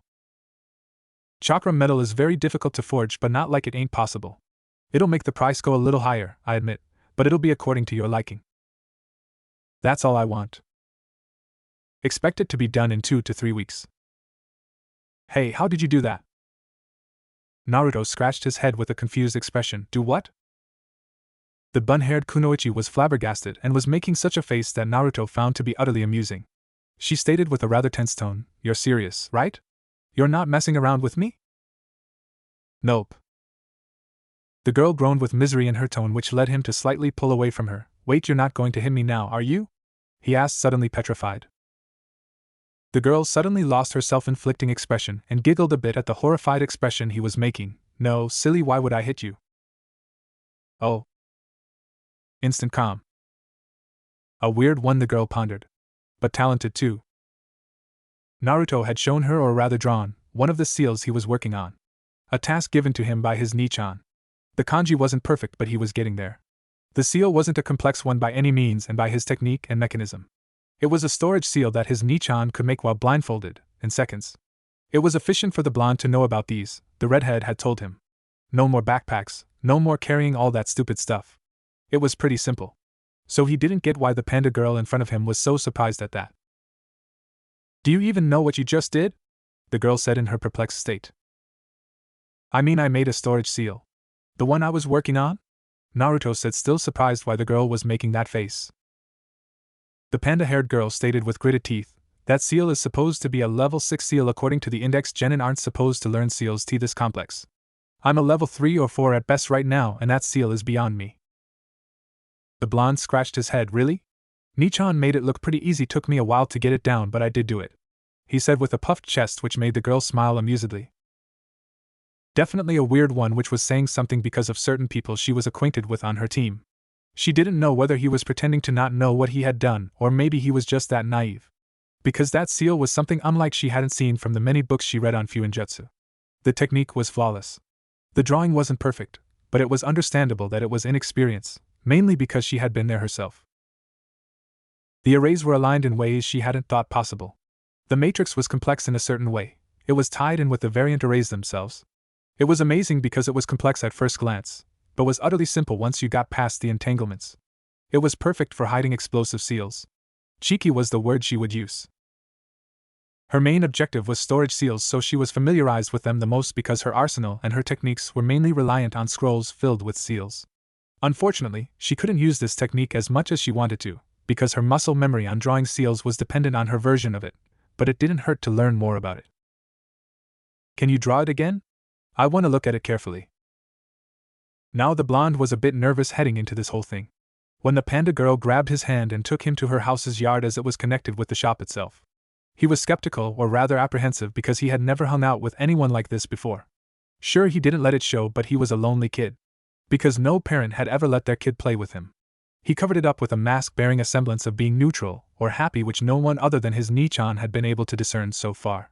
He didn't lose hope, of course, but it was irksome and was beginning to get to the point that he just might think of lashing out instead of remaining quiet. But that didn't happen. So he was happy when the girl told him that he could use her sealing kit, which consisted of a brush and a pot of ink. It was simple, yes. But to someone like the blonde who had next to no friends and next to no remarks of empathy, it meant a lot. And he had his talk with the redhead which told him all he needed to do was just be himself. That he can open up to someone and that not every other girl wanted to hit or berate him. He gave his usual grin with his eyes closed to the bun-haired girl next to him. Sure. Kurenai and Hinata were making their way to the Uzumaki compound. The timid Hyuga had her hands interlocked in front of her, and was twiddling with her fingers supporting a small blush which made Kurenai smirk. The ebony-haired beauty had told her that her date the other night was also a shinobi, and he was one of the sensei taking on a team this year, and had asked for her. Naturally, this inclined Hinata to know more because she was already curious about him because of his resemblance to Naruto-kun. Kurenai-sensei had told her that he indeed was in fact related to the blonde as he was a member of his clan and was taking care of him. She was surprised when she found out that her crush was a member of a clan. There was no mention of the Uzumaki clan in the books that were used to teach in the academy. Maybe her father would know about it. She would ask him. Maybe. She was also happy when she found out that the blonde had found someone to take care of him because she knew how the blonde was treated. She was never outside of the compound except for the academy, so she didn't know the details, but she knew that her crush was lonely, and she still remembered what he told her that day when he found her outside of her compound walls. She wanted to be his friend, but her shy and meek nature never let her do so. This led to her current dilemma. She was about to meet her crush for the first time. Was it really meeting him? Maybe she wouldn't talk. Maybe she should try and approach him? Maybe he would like to her friend. She was nervous, and rightly so. Kurenai-sensei had told her to calm down, but how could she? She was about to meet her crush. They stopped outside the clan walls. The gate was open already. The redhead must have detected their arrival. Kurenai turned to the side and saw that Hinata was still twiddling with her fingers, supporting the same blush which made her giggle a little inwardly. It was just so cute to see her behave like this. Only the blonde could bring out this side of her. She was shy and reserved, but it was never this excessive, to say the very least. She had an idea about helping her student, but it all depended on this meeting. She knelt down in front of her modest student. Now, Hinata, what did we talk about? She stated with a slightly stern tone, but amusement could very well be detected in her tone. Not that her student was in a position to detect so. As sensei, please, she said in a barely audible tone. Let's go back. The ruby-eyed beauty hummed with an inquisitive tone. What would Uzumaki-kun think, I wonder? This had the desired effect on the Hyuga as she titled her neck with speed. Her future father-in-law would have been impressed by. She continued, and what was that motto that Uzumaki-kun had, or rather lived by? A stern expression replaced by her meek and gentle one. To never go back on MIW word. That's my ninja way, she said, or shouted rather, with her eyes closed and her hands and fists clearly amped. But it was short-lived when they heard, "Hey, Kurenai-sensei." The blonde was walking towards them with one hand in his pocket, and a small wave which oddly reminded Kurenai of Kakashi somehow. He was grinning with his usual squint. The indigo-haired girl next to her, on the other hand, was not doing so great. She let out her usual eep, and hid behind her sensei at the sound of her crush coming forth to greet them. The blonde noticed that, and was curious as to who she was and why she did that. He made his way in front of the ruby-eyed beauty, who greeted him with a smile. Hi yourself, Uzumaki-kun. The blonde then pointed to the girl who was hiding behind her sensei, who just shook her head with an amused smile. He went ahead and greeted with his usual enthusiasm. Hey. Hinata, right? We're in the same class together. No response. He continued with a small frown. Hey, why are you hiding, you know? This had the desired effect as the girl separated discreetly from her sensei one step at a time. She kept twiddling with her index fingers and bowed slightly. Hello and Naruto-kun, she said in a barely audible voice. He leant his ear suddenly close to her. Huh? What did you say, Hinata? He shouted a little. Maybe she was mute. The girl, on the other hand, blushed full red at the close proximity of her crush, and Naruto-kun so close. But before she could further engulf herself in her introversion, the ebony-haired woman next to her decided to intervene. Uzumaki-kun.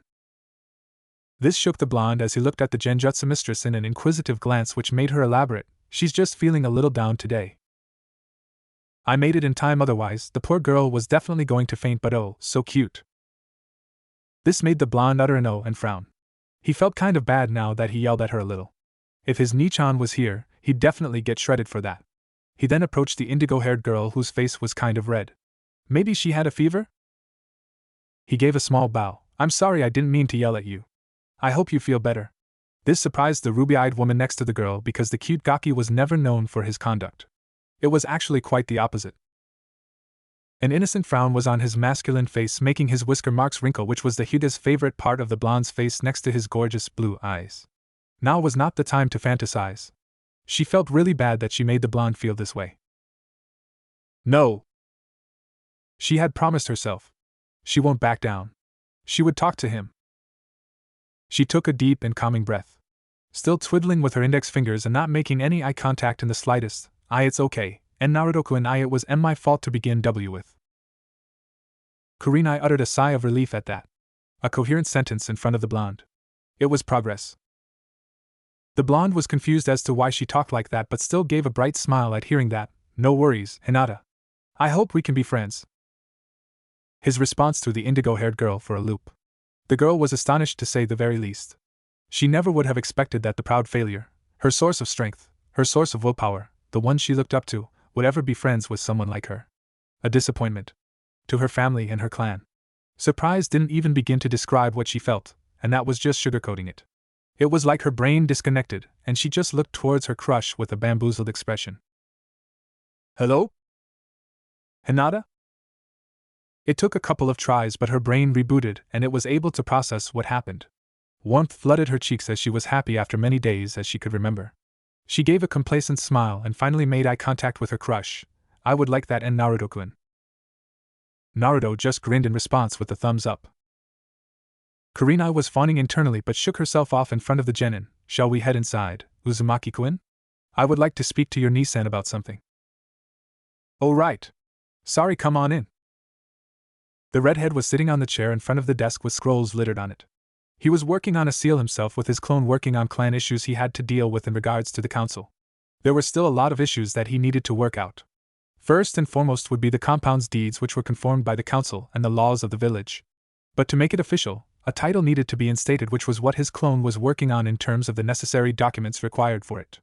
It was a hell of a lot of politics that Ashina himself never felt he was obligated to do so unless he needed to. Shikamaru always dealt with that in his stead. The seal, on the other hand, was much more interesting. It was a thermal seal. Its uses were a multitude. He could use it for a bedspread, which was more in the sense conventional and trivial, kind of. He could use it during missions, but due to utilizing Kyuubi's chakra to its magnitude, he could negate the cold or render it ineffective when he needed to. His team could use it on the other hand. Chibi wasn't a problem once he got the basics sorted out. But maybe Hinata could when and if the opportunity arises. The seal wasn't his idea. Apparently, he saw the seal in the master bedroom on the old bedspread. It wasn't changed. It was chalky in Arno's, but the seal was still present, so he wanted to work on it and improve it if possible. It was definitely made by an Uzumaki. Especially immaterial ones like these. It was his mother's work, he guessed. The journal that Kushina wrote had mentioned that during her free time during her pregnancy, she polished her Fuinjutsu skill because she couldn't train or take missions, obviously due to her condition. She had gotten lax in her seal making and that she needed to draw them rather than a direct appliance. Minato had gotten better than her, and she had always considered him a rival. So it was a matter of pride for her. Seals could be regarded similar to hand seals in the sense that in order to congregate or amass chakra, certain hand seals needed to be performed for a certain type of jutsu. Both hands were required for that, but certain shinobi have achieved that level of skill that they could do so with one hand. Even rarer was with no hands at all. Fuinjutsu was easier than hand seals, but it was still difficult to do so. Once the user had the seal conceived, he could apply so. An example was of the fourth or the second Hokage with their Horatian seal, or tag rather. He was working on the actual thermal aspect of it.